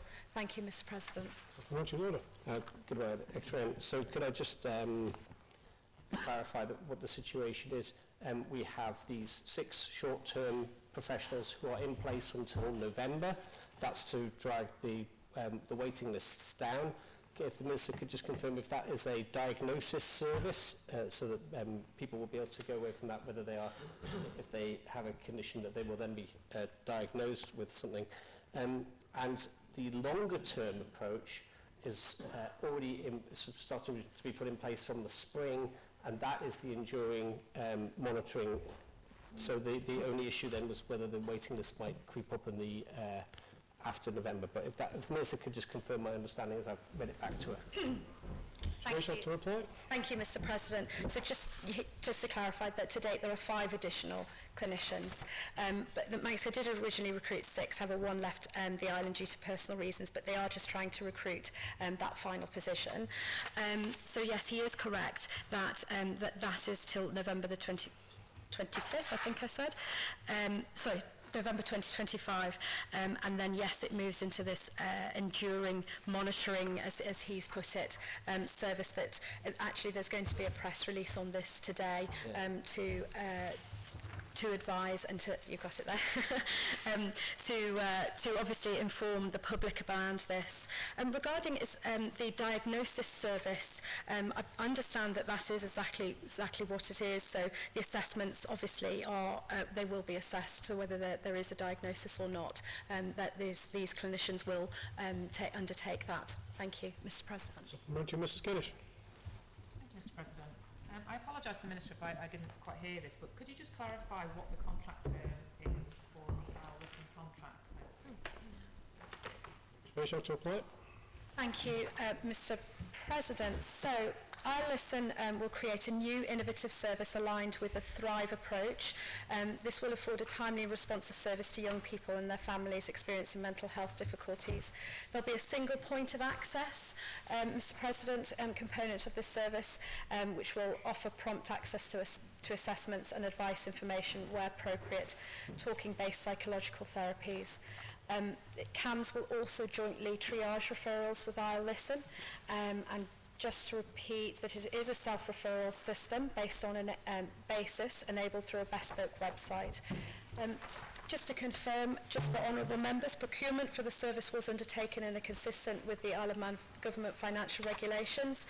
The tender opportunities was advertised on the Isle of Man Government portal for any provider to express an interest and submit a tender bid for evaluation. Following the tender exercise, 2 bids were received, however one was a non-conforming bid. Therefore, Manx Care submitted an exemption waiver FRE 351 to be approved where only 1 actionable bid is received. Thank you, Mr. President. Supplementary, Ms Edge. Thank you, Mr. President. I thank the Minister for confirming that it was a full procurement process, but I was a little bit concerned at one of her earlier answers. She said that the staff would need further training on mental and health and well-being. So have we got people that are not fully qualified to be operating this service from the outset? How long will it take them to get qualified to be able to be practitioners? And can she ensure that we're not going to have people that are not qualified dealing with our children until they are? Wish to reply?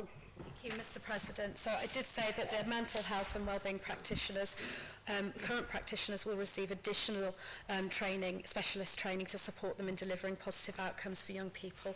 I can confirm how long that will take and over what period of time, but I absolutely am assured that obviously if you're a mental health and wellbeing practitioner, you obviously have a certain standard that you were obviously at that moment, but obviously the additional specialist training, I can certainly let the Honourable Member know the details of that. Thank you, Mr. President.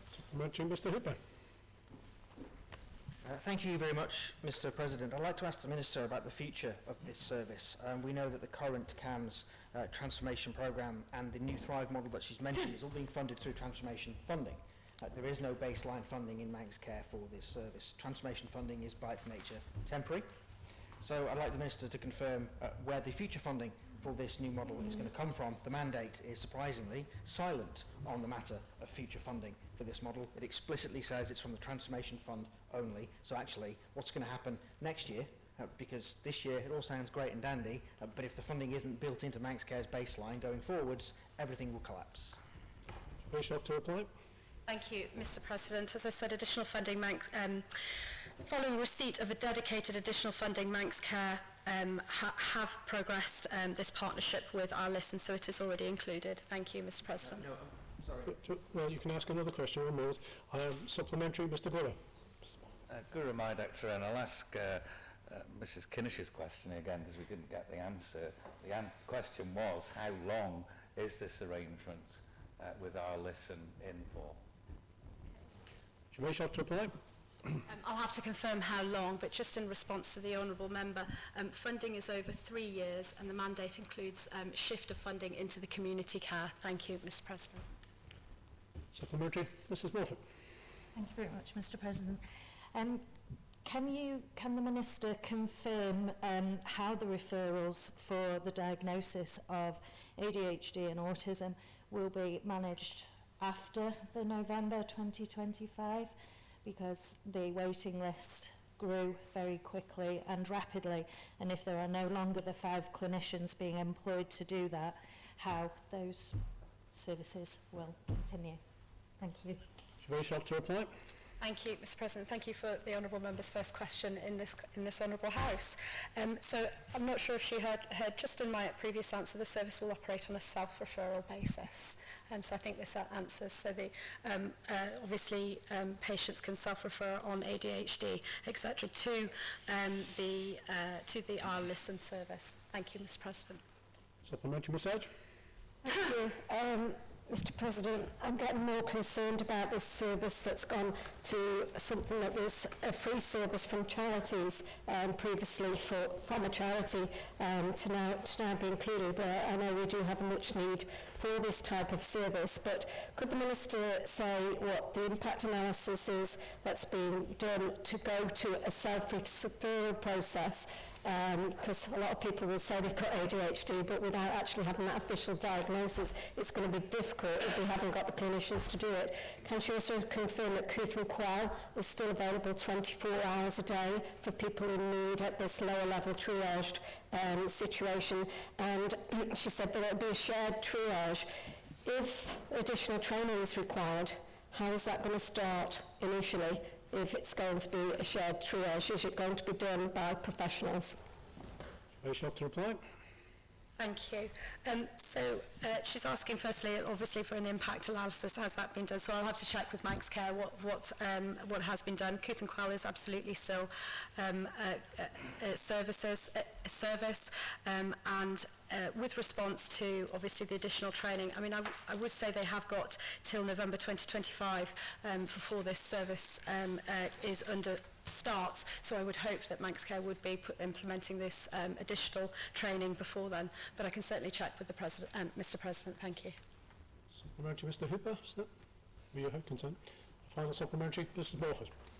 Thank you very much, Mr. President, and thank you, Minister, for your answer. I understand that people can self-refer, but my understanding for somebody to have a diagnosis of ADHD or autistic spectrum disorder, this is done by a psychologist, which is a high level of qualification that wellbeing practitioners would not have. I understand that for ADHD prescribing, this has to be done by a psychiatrist, again, which would not be something that a wellbeing practitioner would be able to do. And I understand that prescribing nurses are able to do this, but again, that's quite a high level qualification. So without those registered clinicians, I would still question how those things are going to take place following November 2025. Thank you, Mr. President. Thank you, Mr. President. That would be referred to CAMS, and the Isle Listen Service is for early intervention and triage. Thank you, Mr. President. We'll now move on to question 6. I call on the Honourable Member for Ramsey, Mr. Hooper. Thank you very much, Mr. President. I'd like to ask the Minister for Health and Social Care who the key third sector or commercial entities are in Objective 15 on page 22 of the Manx Care Operating Plan 2025. That's GD 2025-0021. On Shavashok's Land, Correa to reply. Thank you, Mr. President. At this time, the 2025-26 operating plan acknowledges that the annual inflationary contractual uplift may not meet the expectations of providers who are commissioned by Manx Care to deliver health and social care services. The operating plan is highlighting there is a potential risk rather than an actual risk, as this can only be understood once providers are formally notified of the contractual uplift. With this in mind, Mr. President, the Department feels it is not appropriate to provide a list of the key third sector and or private providers organisations at this time, as to do so would be purely speculative and, more importantly, is a contractual matter for Manx Care to address in the first instance. Thank you, Mr. President. Mr. Hooper. Thank you very much, Mr. President. I mean, it's unusual for a minister to dodge questions. It is even more unusual for a minister to flat out refuse to answer them. It's in the mandate, Mr. President. That is an important statutory document, but the minister says it's important enough to put it in there to highlight that some of these key partners are, and the word the mandate uses isn't possibly, it says likely. This isn't a maybe, this is a likely to be underfunded by the government this year. But the Minister is saying that it's not important enough to be transparent with this Honourable Court about which partners we're talking about. Did I hear that correctly? Thank you, Mr. President. No, it's just the moment in time, Mr. President, as I've said. It is currently at this moment, Manx Care will be formally advising its commission services providers regarding the contractual uplift, and obviously it should be noted that the contract uplift is dependent on specific term contracts, and at this time it wouldn't be appropriate for me to list which ones might or likely, because it would be purely speculative until those conversations have been had, Mr. President. Mr. Callister. Thank you, Mr. President. I know we've got hopefully a general debate on those documents later on, but I also was concerned by Objective 15. Can I ask the Minister if she feels the time is now right to possibly ring fence some of the core third sector charities and certain commercial entities that we consider both in this court and within our communities to be valuable to the island, especially if those services start to be withdrawn? To reply. Thank you, Mr. President. There definitely hasn't been any reduction in the allocated. So I would say this is ring-fenced within Manx Care's budget. The contractual uplift for 25-26 is 2.5%, and that is based on the Isle of Man Consumer Price Index for January 2025. It can be noted that obviously the uplift over the past 3 years was in 2022-23 was 3%, 23-24 was 7%, and 24-25 was 4%.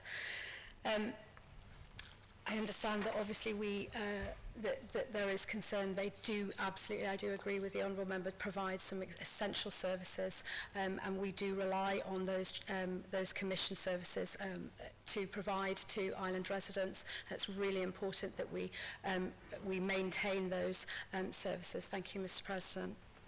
Supplementary, Mr. Hooper. Thank you very much, Mr. President. See, now I'm getting even more concerned, because the Minister says it's really important that we maintain these services, but the mandate quite explicitly says that this decision that her department has taken may result in reduced activity being delivered, resulting in unmet need or financial sustainability issues. That's what her mandate says. So on the one hand, she's telling us she believes we should support these organisations to deliver these core services, but on the other hand, she's openly telling this Honourable Court, actually, the opposite is true. We're not going to fund them. And seeing as the Minister won't talk about it, I think we probably should. We've received, I expect most members have received, an open letter from the Isle of Man Hospice talking about this exact issue, about the uplift that they've been given by the department, or offered by the Department of Manx Care, versus what they actually requested. This is not a new piece of information. The Treasury Minister has this information in the financial plan that he says he never received. This isn't new. This has been going on for some time, but this is the first time that we have an open admission from the government that they are simply not going to fund these core services that are provided by third sector partners. So can the Minister advise whether she is content to see reduced activity being delivered, resulting in unmet need or financial sustainability issues for these providers, such as the Isle of Man Hospice? To report. Mr. President, we don't know that there's going to be reduced activity. Again, the Honourable Member is speculating. We haven't had those conversations. Manx Care commissions these services with them. I would really ask the Honourable Member to be really careful with his language, because these are commissioned services that we absolutely respect these organisations. If he is aware of something that I don't know, of course, these will be conversations that we will have. Well, he's been the Minister prior, so he knew this was coming down the line, that he knows the costs, he knows inflation, he knows that these things have been and are a problem for not just commission service, but across the board, not just here, but also in the UK and elsewhere.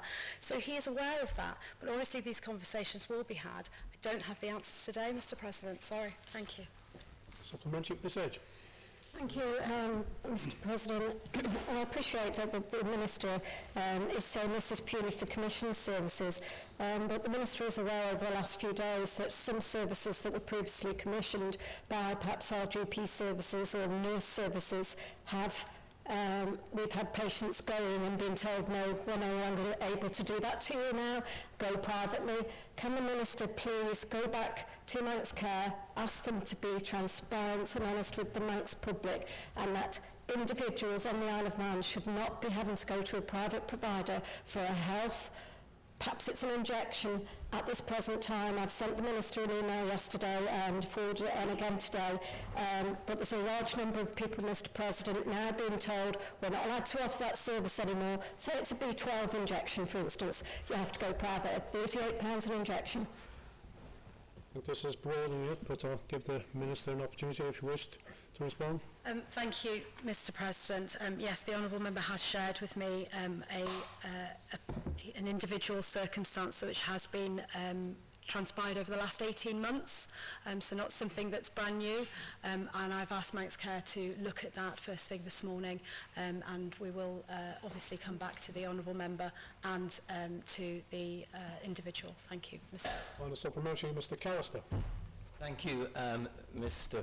President. I've spoken to 3 separate charities, not the one that's been mentioned by my colleague from Ramsey, and they've all highlighted the concerns around minimum wage, inflation, cost of living, and the cost for supplying the service.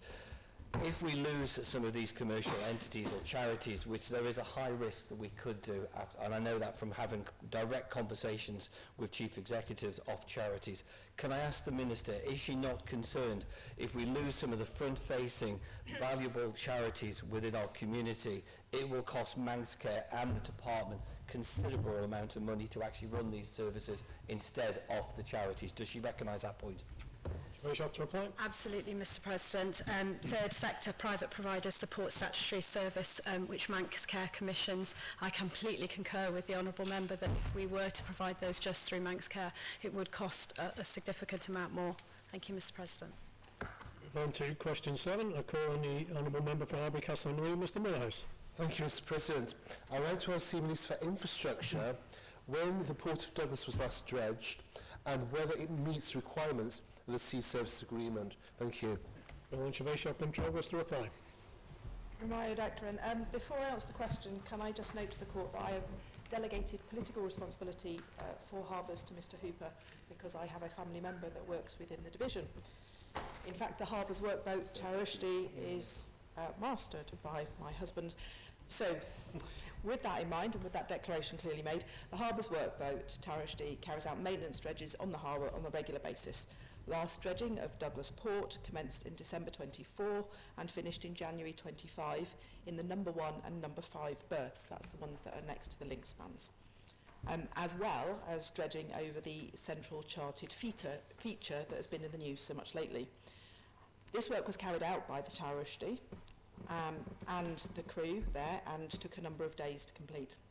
There is no specific requirement in the Sea Services Agreement for any particular type of dredging to occur, but the Sea Services Agreement asks for the harbour depths to be maintained, and the Department is working to meet that requirement. Mr. Moorhouse. Thank you, Mr. President. Thank you, Minister, for that detailed answer. In terms of dredging, is it the traditional form of dredging, or is this simply a mechanism that's been used to free up the material in the hope that it will be redeposited in a more appropriate location? So is the material actually moved away, or is it just stayed around? Thank you, Mr. President. To reply. Thank you, Mr. President. I'm not sure what non-traditional dredging would look like. Maybe the member would like to expand. The dredging activities are about moving around material on the seabed, and there are 2 types of dredging that could be ascribed. One is called reprofiling, and that is moving things more locally, and then the other is a capital dredge, which requires reprofiling the seabed and often requires removal of rock layers and such as well. So in this case, the Tarushdie is capable of carrying out the reprofiling dredging, and those maintenance dredges are what have been happening on a regular basis through 24 and into early 25. Thank you. Mr. Moorhouse. Thank you, Mr. President, and thank you, Minister. Very informative. In terms of the dredging that's occurring, does it guarantee results, or is it simply done in the hope that it will shift the material to the correct place? Because as you mentioned, in terms of the capital dredging, that will actually remove the material and resurface, and you actually get what you want. With this system that's being used, do we get the guaranteed results, or is it done in hope?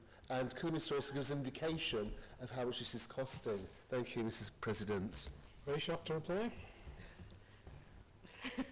Sorry, thank you, Mr. President. I think we do everything we do in hope that it will have the desired effect. However, you'll be glad to know that the vessel is equipped with a depth sounder, and so it can monitor the effect that it is having on the seabed as material is moved around, as indeed is the second dredger that was more powerful that came over to assist with the feature in the harbour recently, and the survey vessel that went across the harbour prior to that to check levels.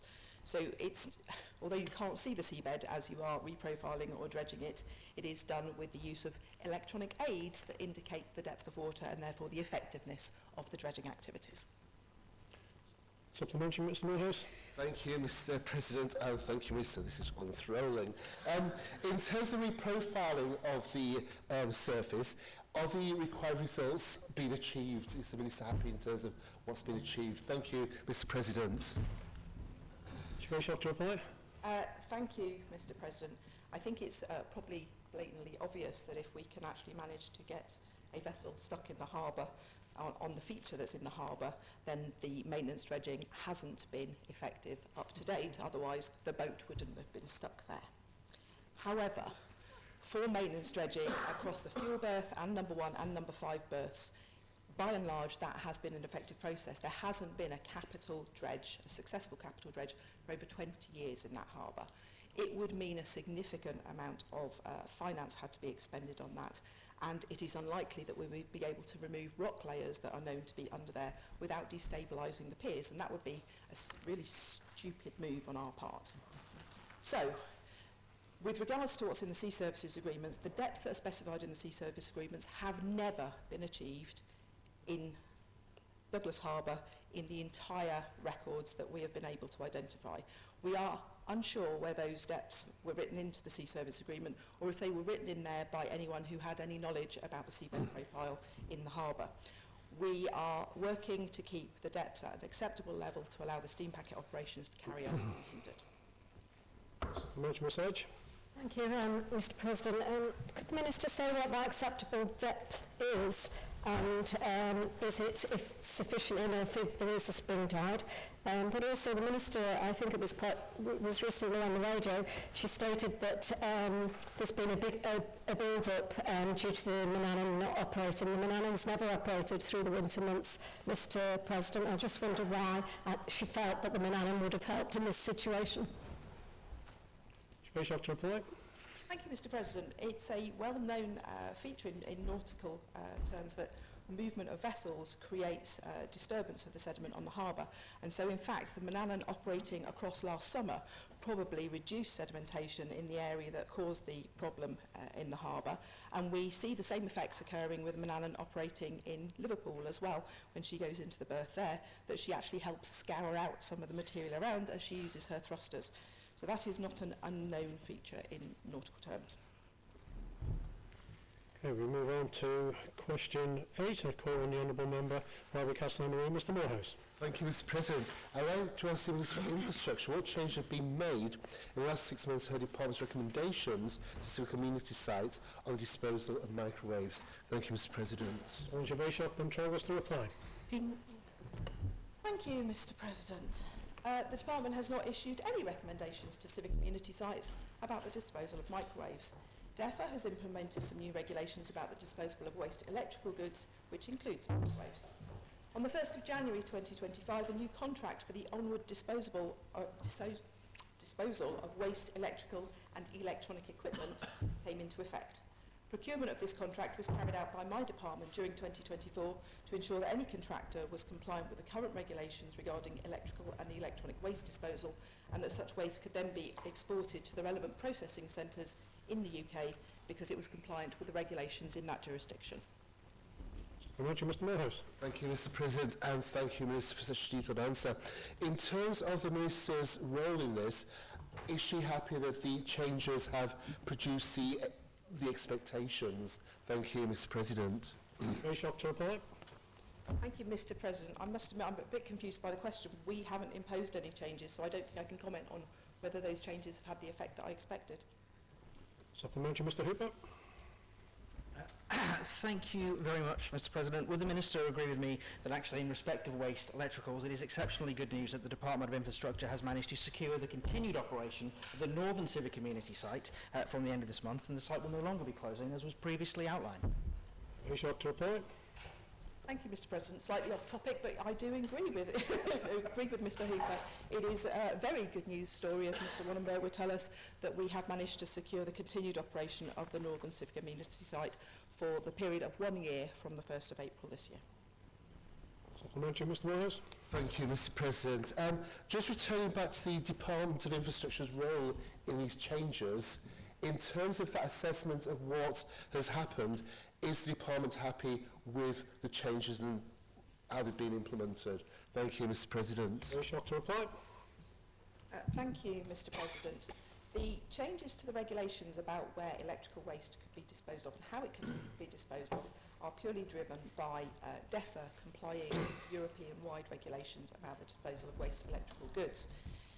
Up until very recently, what had been happening with small electrical waste was it was being thrown directly into the metal recycling containers and being shipped off like that. However, that is no longer possible because the inclusion of circuit boards, wiring, batteries and other electrical items in there means that we would be breaking the law if we shipped that as a mixed shipment, and we would have to apply for a hazardous waste shipment, a trans-frontier shipment notice in order to be able to export that waste.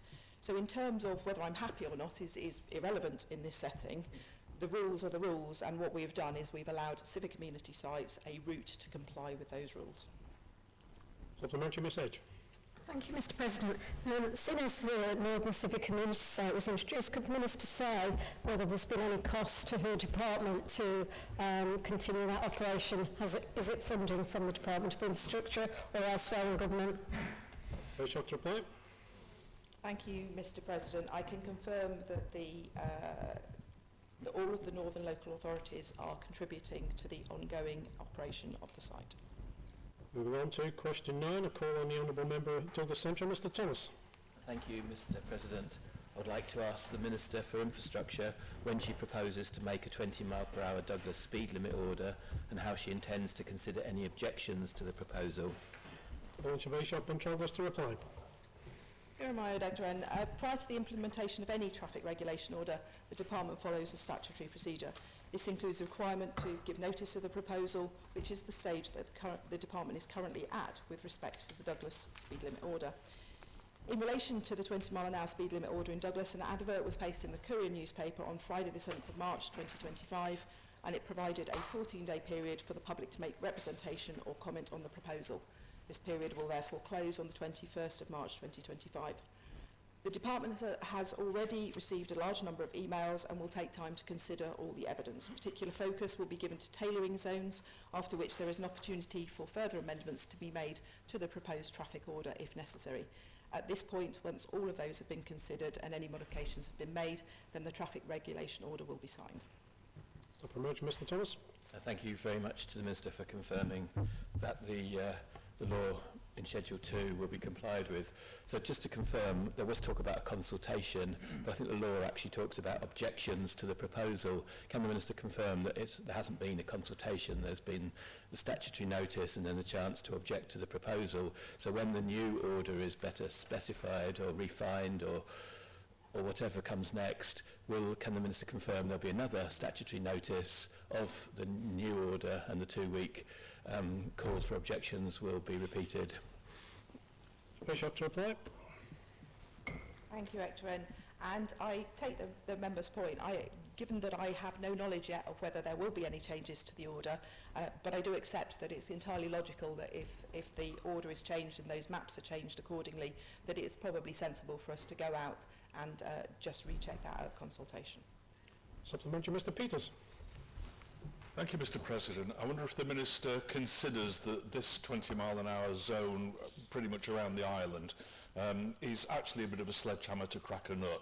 Most of the roads that have been identified for 20-mile-an-hour limits are already self-policing at 20 miles an hour.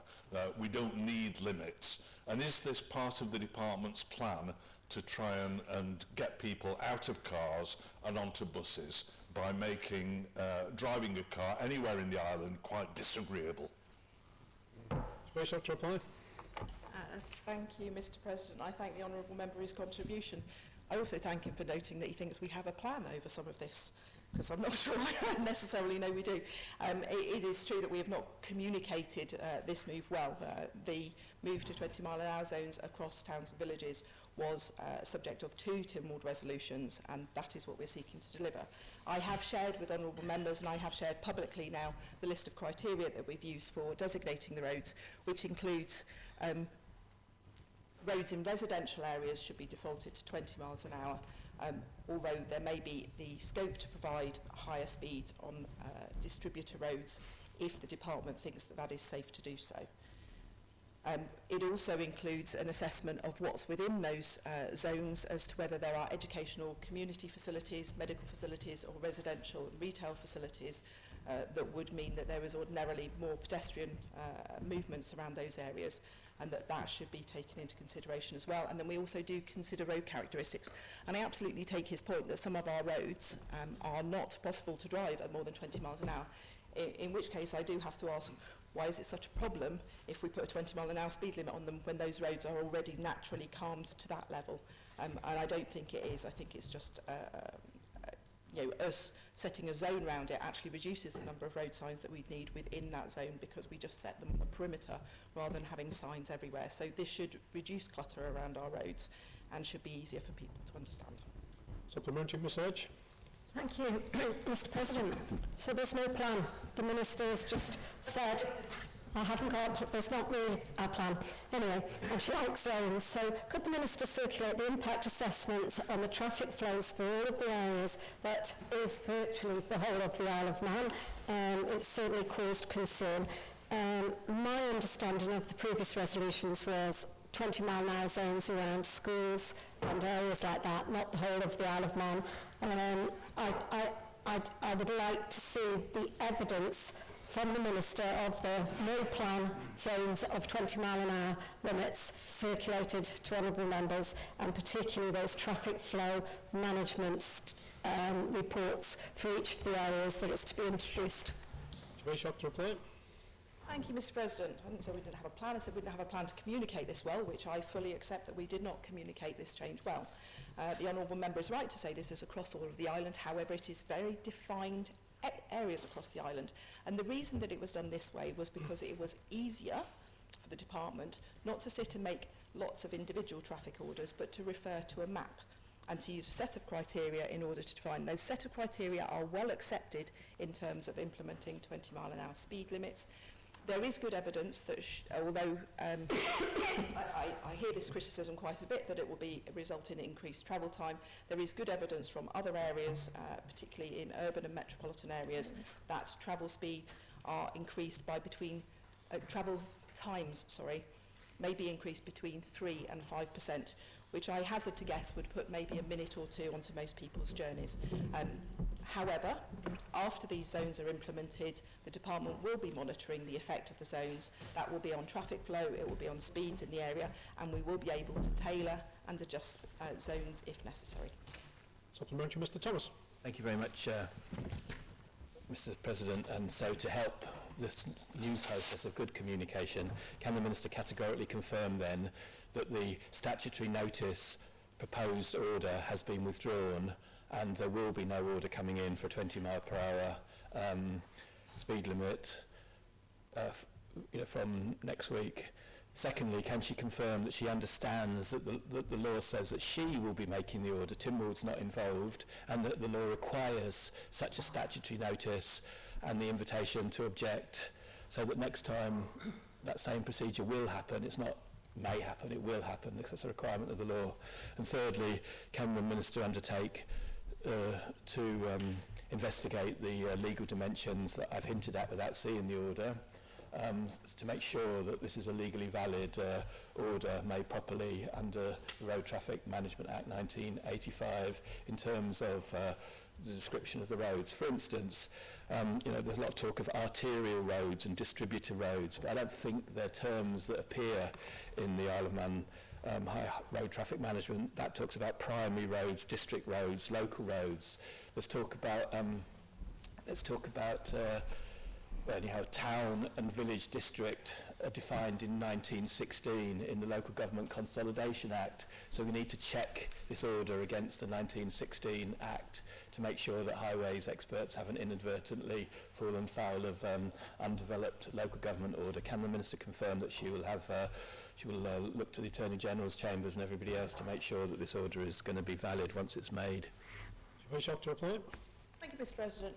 Now I'll confirm that the statutory notice will not be withdrawn. The consultation closes on the 21st, and then the department will be considering the responses that it has and will be looking to see if any changes are to be made. The Minister indeed does have powers to sign these off. It is a delegated responsibility. However, in light of the extensive interest in this one, I will be taking personal responsibility for signing it off, and I will ask officers to check the terminology in line with the members' suggestions. Supplementary, Mr Peters.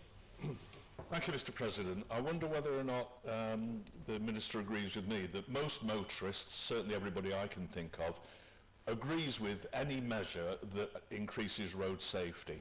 So has any study been taken to prove that this is going to improve road safety? It's also very much that the onus is on the motorist by reducing speed. Does the Minister have any plans to enhance training for pedestrians, who I assume are the people who are at risk? And finally, whilst it would be lovely to drive along Loch Promenade during the day at 20 miles an hour, because you can't, the traffic is too blocked. If you're driving along there at 10 o'clock at night, it seems ridiculous to crawl along at 20 miles an hour when there's no traffic. Might this sort of legislation be brought in on a time-limited basis, say between 8 in the morning and 5 o'clock in the afternoons? And does the Minister think that might make more sense? Thank you, sir. Very short to reply. Thank you, Mr. President. I'd like to reinforce that this is not being carried out primarily as a road safety measure. This is about improving the environment in our residential areas and improving the quality of life for people who live in those areas. The road safety aspect of it is incidental to those primary aims. Do I think we could train pedestrians? I can ask Treasury for some budget. We could issue everyone with high-vis vests. But in reality, in a collision between a vehicle and a pedestrian, it is inevitably the pedestrian that comes off worse. The vehicles are the challenging part of that, and indeed the hierarchy that's in the highway code gives primacy to pedestrians and those with limited mobility in moving around, and vehicles come somewhat secondary to that. So I'm comfortable that that sits within the current highway code. With regards to Loch Prom, Douglas City will tell you that they're very proud of their nightlife, and so although he might want to put time restrictions on it, I think there's a fair amount of pedestrians around there, some of which may have had their abilities to judge traffic impaired by their evening's activities, and so I would not be in favour of restricting that. Supplementary, Mr. Callister. Thank you, Mr. President. I thank the Minister for the information this morning.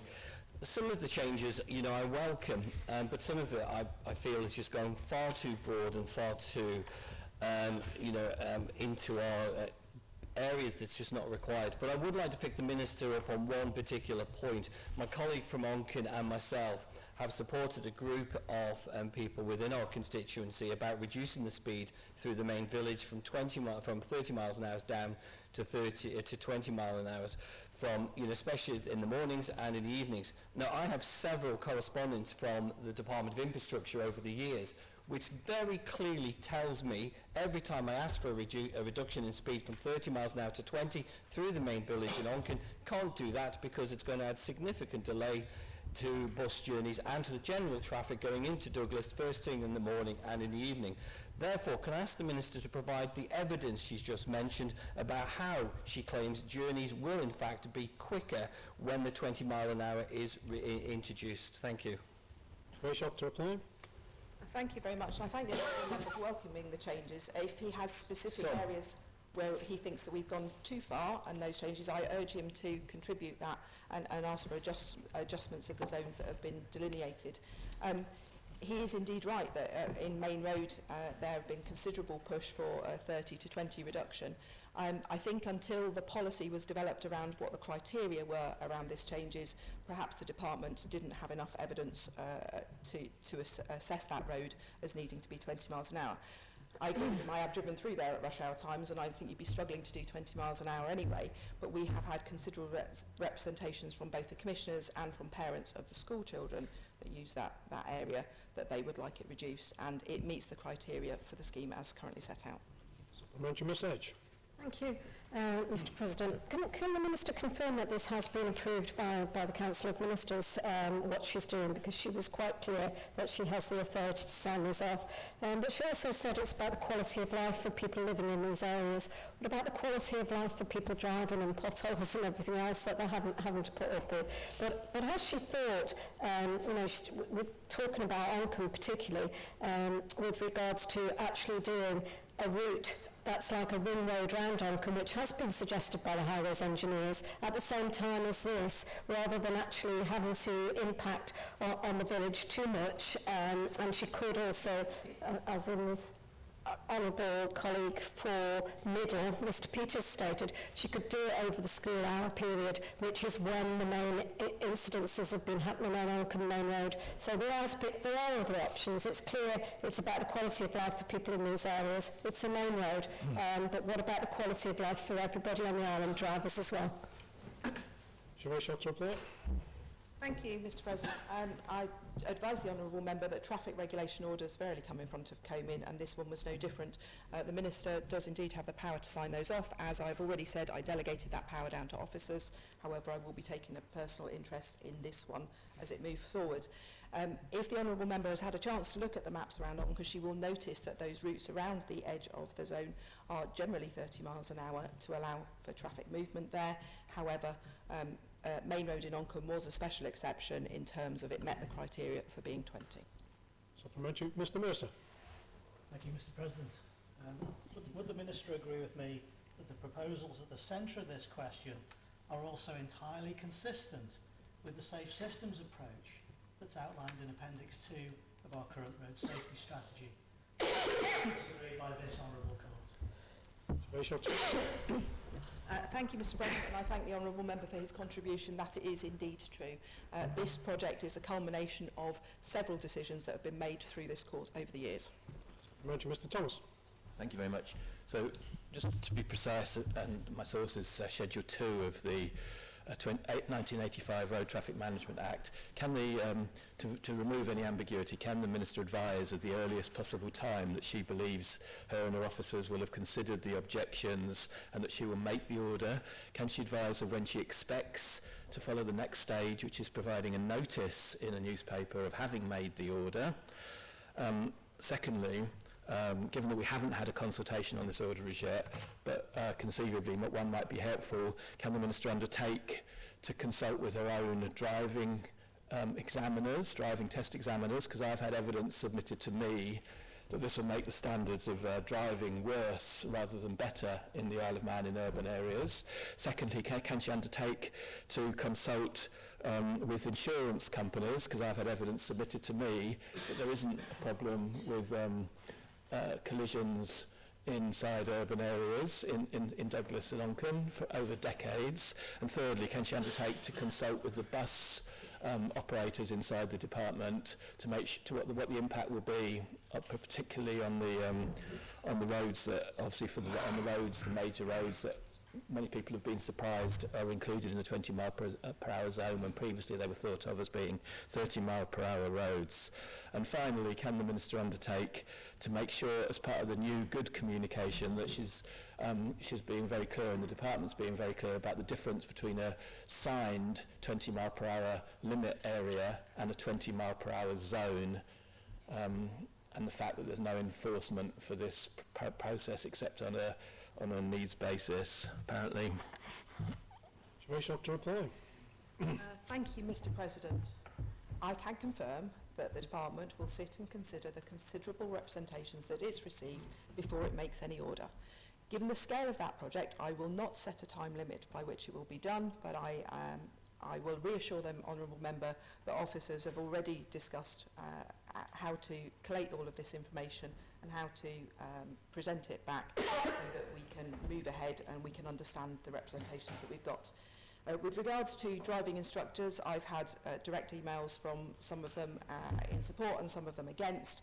There are a considerable number of 30 mile an hour zones roads that would still be available to them even if the scheme was implemented as currently predicted. And if they want to make representations, that is still open to them to do so until the 21st of March.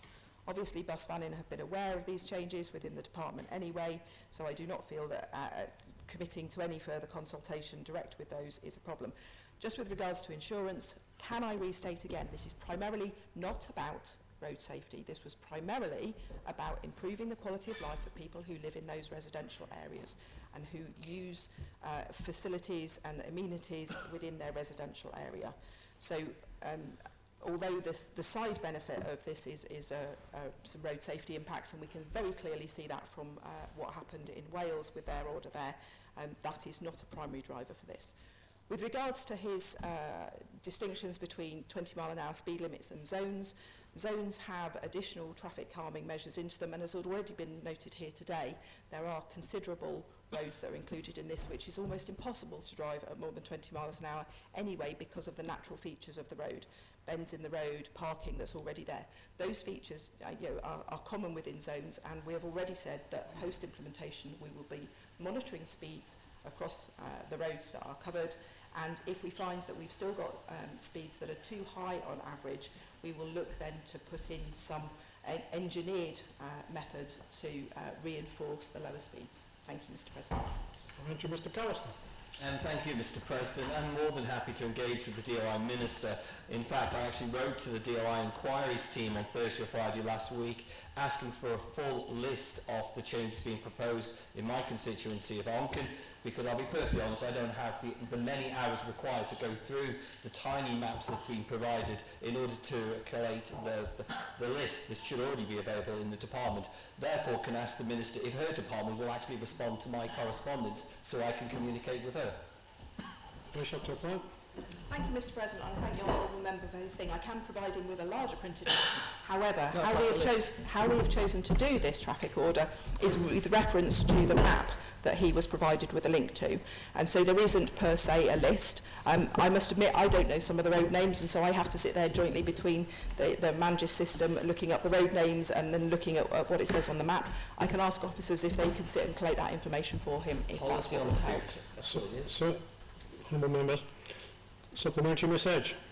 Thank you, Mr. President. The Minister may not be aware, but there was a gentleman that did a full road traffic survey and traffic flow management in Onken. He was also fully qualified. His name was Mr. Tynwald. She might want to go back and have a look at the work that he did and why certain things couldn't happen in Onken at that point in time. It's not that long ago. I think it was probably about 6 years ago. So to say that some work hadn't been done, there was a report done by Mr. Tim Robinson in her department about Onken. I think it would be well worthwhile her looking at it, because he was also qualified psychologically around people's behaviours on the roads and that. So if we really are looking for the quality of life for people, I'm a bit puzzled when a specialist like that was brought in by the Department of Infrastructure, came up with the recommendations at the time. Who has decided in the department that the quality of life changes for Onken are different to what a specialist in the area came up with? Special to apply. Thank you, Mr. President. I'll go and enjoy the reading. And final supplementary, Mr. Peters. Thank you, Mr. President. The Minister just mentioned the North Wales experiment. My understanding, and I stand to be corrected on this, is that North Wales went from 30 to 20 in most of its urban areas, and that's since been overturned, and they've gone back to 30 because it didn't work. Motorists didn't go along with it, and it was causing almost insurrection on the streets. So how does the Minister think it's going to work better here than it did in North Wales? Very sharp to reply. Thank you, Mr. President. I thank the honourable member for giving me to address what is one of the common misconceptions. In Wales, a blanket order was made that where every sign said 30, it would be replaced with a 20. That was done across the entire country, not just North Wales, across the entire country. And so that was a blanket order. That is not what we are doing here. What we are doing here is we have looked with a set of criteria, all of our towns, villages, residential areas, and we have used a set of criteria to classify those. I haven't actually ever said all the 30s become 20s, which was what Wales did, and that's why Wales have had to go back and revise. Now what Wales have done is they've given their local councils the opportunity to go back and review that. So if I can use the example of Cardiff, for example, they were asked to review over 230 roads. It turned out that 60 of the roads that were flagged up were neither 20 miles an hour nor were they in Cardiff. But apart from that, when they got down to it, they changed the speed limits on just 4 roads, because they considered that local factors overrode the criteria that had been applied. We are not doing the same as Wales. Although we have issued an order with a map on it, those areas have been carefully selected. There is at no point any time a DOI officer has said, just take down all the 20s, take down all the 30s and put up a 20. So it is not the same situation at all. We are treading much more carefully than Wales does, and I refute any suggestion that we are heading down a pathway that is very similar to our Welsh cousins. Moving on to question 10, a call on the Honourable Member for Douglas Central, Mr Thomas. Thank you, Mr President. I would like to ask the Minister for Justice and Home Affairs how many offences were recorded in 23-24 for exceeding the speed limit in Douglas and Onchan, what proportion of these were in residential areas, roadworks areas and school zones, and how much was due and paid in fines. Controversial carers Kirsten Starr to reply. Thank you, Mr President. A total of 75 offences for exceeding the speed limit were recorded from the 1st of April 2023 to the 31st of March 2024 in Douglas and Onchan. The specific categories requested of residential roads, roadworks areas and school zones are not captured in data that is held and so cannot be provided. However, the speed limit where each incident occurred is as follows: 1 incident in a 20-mile-an-hour zone, 46 incidents in a 30-mile-an-hour zone, 22 incidents in a 40-mile-an-hour zone, 3 incidents in a 50-mile-an-hour zone, 3 incidents in a 60-mile-an-hour zone. Speed limits in some cases were those applicable during the TT period. The total amount that was due in fines for these 75 offences was £9,920, and the total amount that was paid in fines was £9,800. Thank you, Mr President. Supplementary, Mr Thomas. Thank you very much, and I appreciate the Minister taking this question because I was worried about collection, so I had asked it for the Treasury and delighted that the Minister for Home Affairs and Justice is able to take the question. And I had seen the information from the Chief Constable's report in general terms. Does the Minister agree with me it would be helpful to actually get inside the speed limit offences inside 20 mile per hour and 30 mile per hour zones in the light of this proposal, so that there's more substance to this proposal as it's taken forward? Because I think we do need more about what the impact's going to be in terms of work for the constabulary and then subsequently inside the fixed penalty and courts system. Moreover, I noticed the law seems to require double the penalty subject to a maximum fine of level 4 on the standard scale. So does the Minister agree with me that that would be an important education point to make quite early on, if that is the actual case, and if practice according to the law is going to be applied? Bishop to reply. Thank you, Mr President. I think I would refer to my earlier answer when I talked about the finite resource of the constabulary and how operational deployment of that resource is a matter for the constabulary and is targeted on an intelligence-led basis. I think from the information I have given, it's clear that certain matters where there have been speed limits have led to a fine, and those fines have been paid in large part. Thank you, Mr President. Supplementary, Mr Thomas. Thank you very much. Intelligence-led might be interpreted as being there's an intention to use the parts of the legislation that allow for ANPR and for traffic lights that record the amount of time a vehicle went between one traffic light and another traffic light, or having monitoring of particular vehicles over a certain distance, like is possible technology. Can the Minister confirm whether or not that's been considered, whether with the Chief Constable, with Council Ministers, and whether the plan is to make this intelligence-led by moving more towards those sorts of systems rather than traditional systems, if that's a fair phrase? Bishop to reply. Thank you, Mr President. I think the Minister for Infrastructure in her commentary before made clear that the approach of the Department of Infrastructure is to seek to address environmental improvements and quality of life, as opposed to turning this into a safety and enforcement matter. To be very clear to the Honourable Court, the Department of Home Affairs has talked about and has been consulting as well, or engaging on the use of automatic number plate recognition, but that is very much in the context of use at our ports of entry and is aimed at detecting and disrupting serious organised criminality. Thank you, Mr President. On the supplementary, Mr Thomas. Thank you very much. But I think the Minister would acknowledge that the piece of legislation that's being used for ports is the same. It comes from the road traffic legislation, and it could be used for these other purposes. My final question is that to enable the constabulary to make the case for an offence the department shall erect and maintain appropriate traffic signs in such positions as may be requisite in order to secure that adequate guidance is given to drivers of motor vehicles as to whether any, and if so what, speed limit is imposed in relation to any road. Has the Chief Constable or any of those committees or officers been consulted about the adequacy of the signs, given it's quite a big behavioural change to get used to 20 mile per hour blanket coverage of Douglas and Onken, except for a few roads, compared to the current 30 mile per hour speed limit? Dr. Paul. Thank you, Mr. President. The original question was in relation to fines. The matter of road signage is a matter for the Department for Infrastructure. I'm not sure that I can provide any further helpful information. Thank you, Mr. President. We move on to question 11. I call on the Honourable Member of Douglas Central, Mr. Thomas. Thank you, Mr. President. I would like to ask the Minister for the Cabinet Office whether stakeholders have been engaged to improve and ensure best practice in health protection and disease prevention through screening services. If so, by whom, how and when, and what role the Health Protection Committee and Screening Board have played in re-specifying the breast cancer screening programme. Colin Shabashaki, concerned to reply. Thank you, Mr. President. Public Health will be undertaking a clinical review of the scientific evidence relating to breast cancer screening over the next 12 months.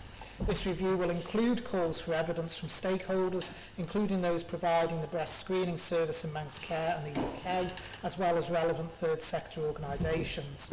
Given we're at the beginning of this review and there has not been an analysis of all the stakeholders potentially involved, it's too early to provide a detailed answer as to the wider stakeholder engagement process at this time.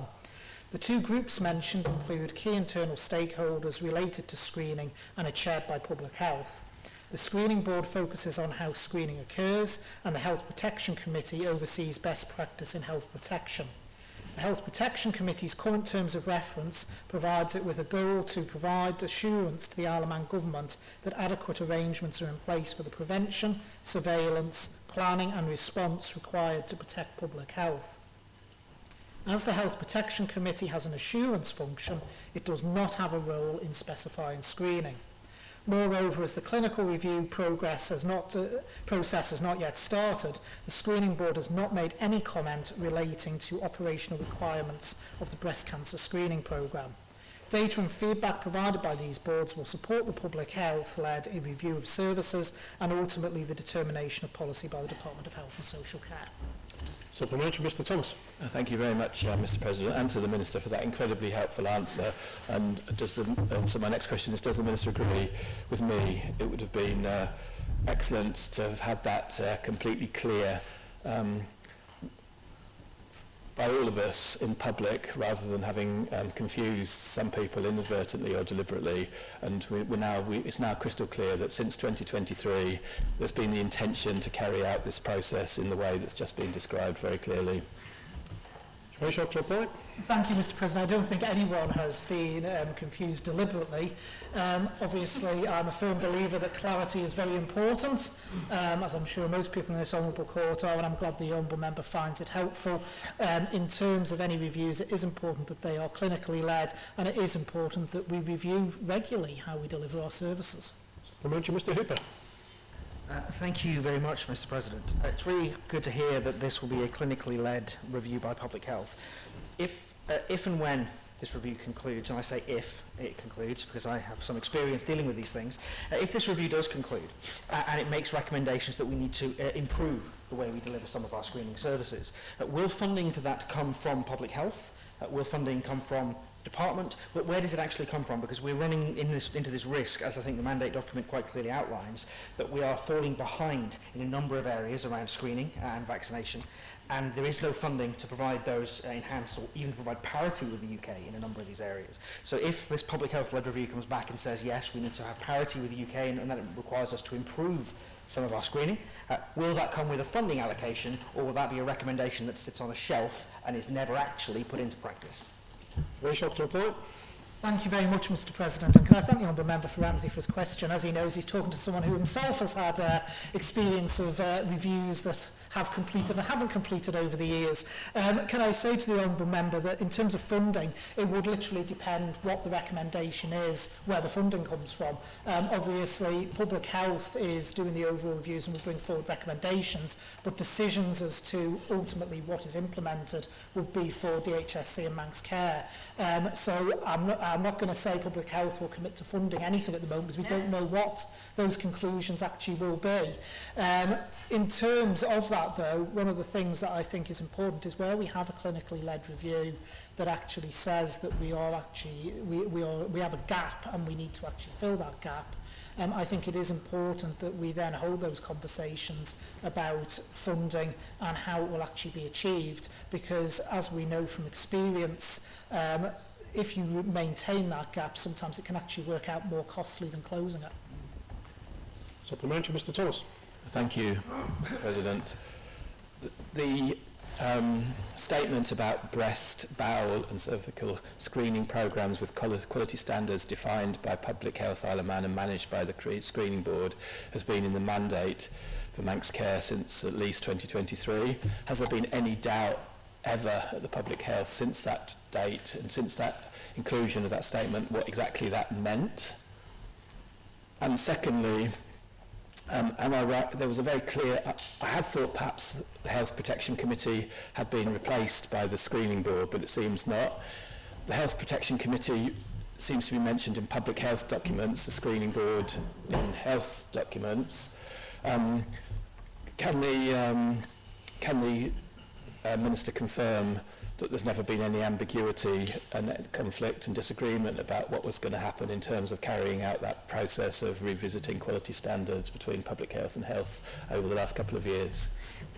Rachel, to reply. Thank you, Mr. President. As far as I'm concerned, there's never been any ambiguity. The terms of reference for the Health Protection Committee and also the Screening Board are different. As I said in my opening answer, the Health Protection Board is more around assurance, and the Screening Board would actually be the reviewing body coming forward with recommendations.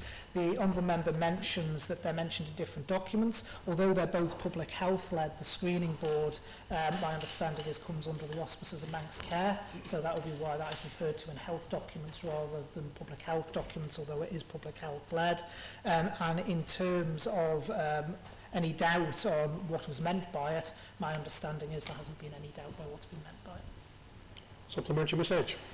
Thank you, Mr. President. I wonder if the Minister would commit to bringing the report back once the review is done. Would he commit to bringing it back to the honourable place so that you know, if we wish to debate it, we could. But does he actually know what the current costs of the screening is? Because obviously I had questions down, it's gone to written and I haven't got that. But I'm led to believe that it is quite minimal, and therefore I'm concerned as to why a review has been called for. Thank you.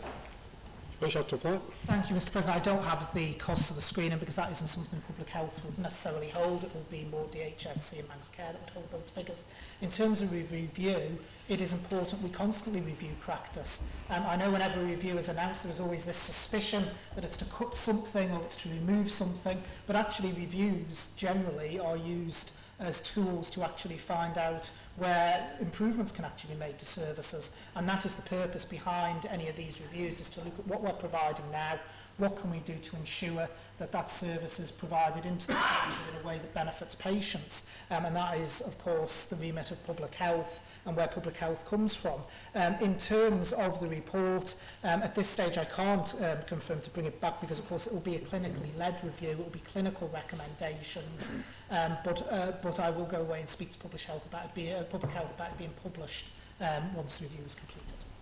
Supplementary, Mr. Hooper. Thank you very much, Mr. President. I'm just curious, really. Mr. Thomas has quite rightly outlined that this review has been in the mandate since 2023. It's not a new thing. Does the Minister of the Cabinet Office have any idea then why this change to the mandate was highlighted in the mandate section titled "Changes since last year's mandate," if nothing has in fact changed? Yes, Mr. President, my understanding is while some of the language may have changed, the actual output hasn't. One of the problems with the review, and it is something that, as I'm sure the Honourable Members are aware, would have been hoped to have been undertaken a few years ago to actually look at the clinical review. But I'll be quite frank, there has been a bit of a leadership gap in the public health team, which has only recently been resolved in November 2024.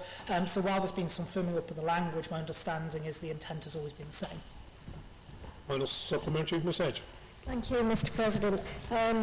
Would the Minister commit to providing a copy to all of the members of the screening board who the membership is and how many times they've met, possibly look to publish the minutes of the screening board publicly? Very short to reply. Thank you, Mr President. I will certainly commit to circulating the terms of reference of the screening board. I'm not sure it's a precedence I want to actually set by saying that I'll publish minutes of the board, because particularly it's not a Cabinet Office board, Mr President, as I stated. My understanding is the screening board comes under the auspices of Manx Care, so I'm not sure that's a commitment I can make. Moving on to question 12, I'll call on the Honourable Member for Douglas Centre, Mr Thomas. Mr President, I would like to ask the Minister for the Cabinet Office whether Public Health has prepared a breast screening programme gap analysis against UK and international standards with remediation plan where applicable, and if so, when, to whom he has provided it, if he will publish it, and what the finding and recommendations were. Call on very shortly, Conceal to reply. Thank you, Mr President. Whether Public Health has not yet undertaken a review of screening programmes, meaning any subsequent actions have not been scoped. The evaluation of breast cancer screening is being undertaken as part of the review relating to all screening programmes on the island. Public Health will assess current practice against best evidence from both the UK and worldwide, including emerging scientific literature. Since the clinical review has not yet started, it's not currently possible to confirm what further work will be required. Thank you, Mr President. Supplementary, Mr Thomas. Thank you, Mr President. And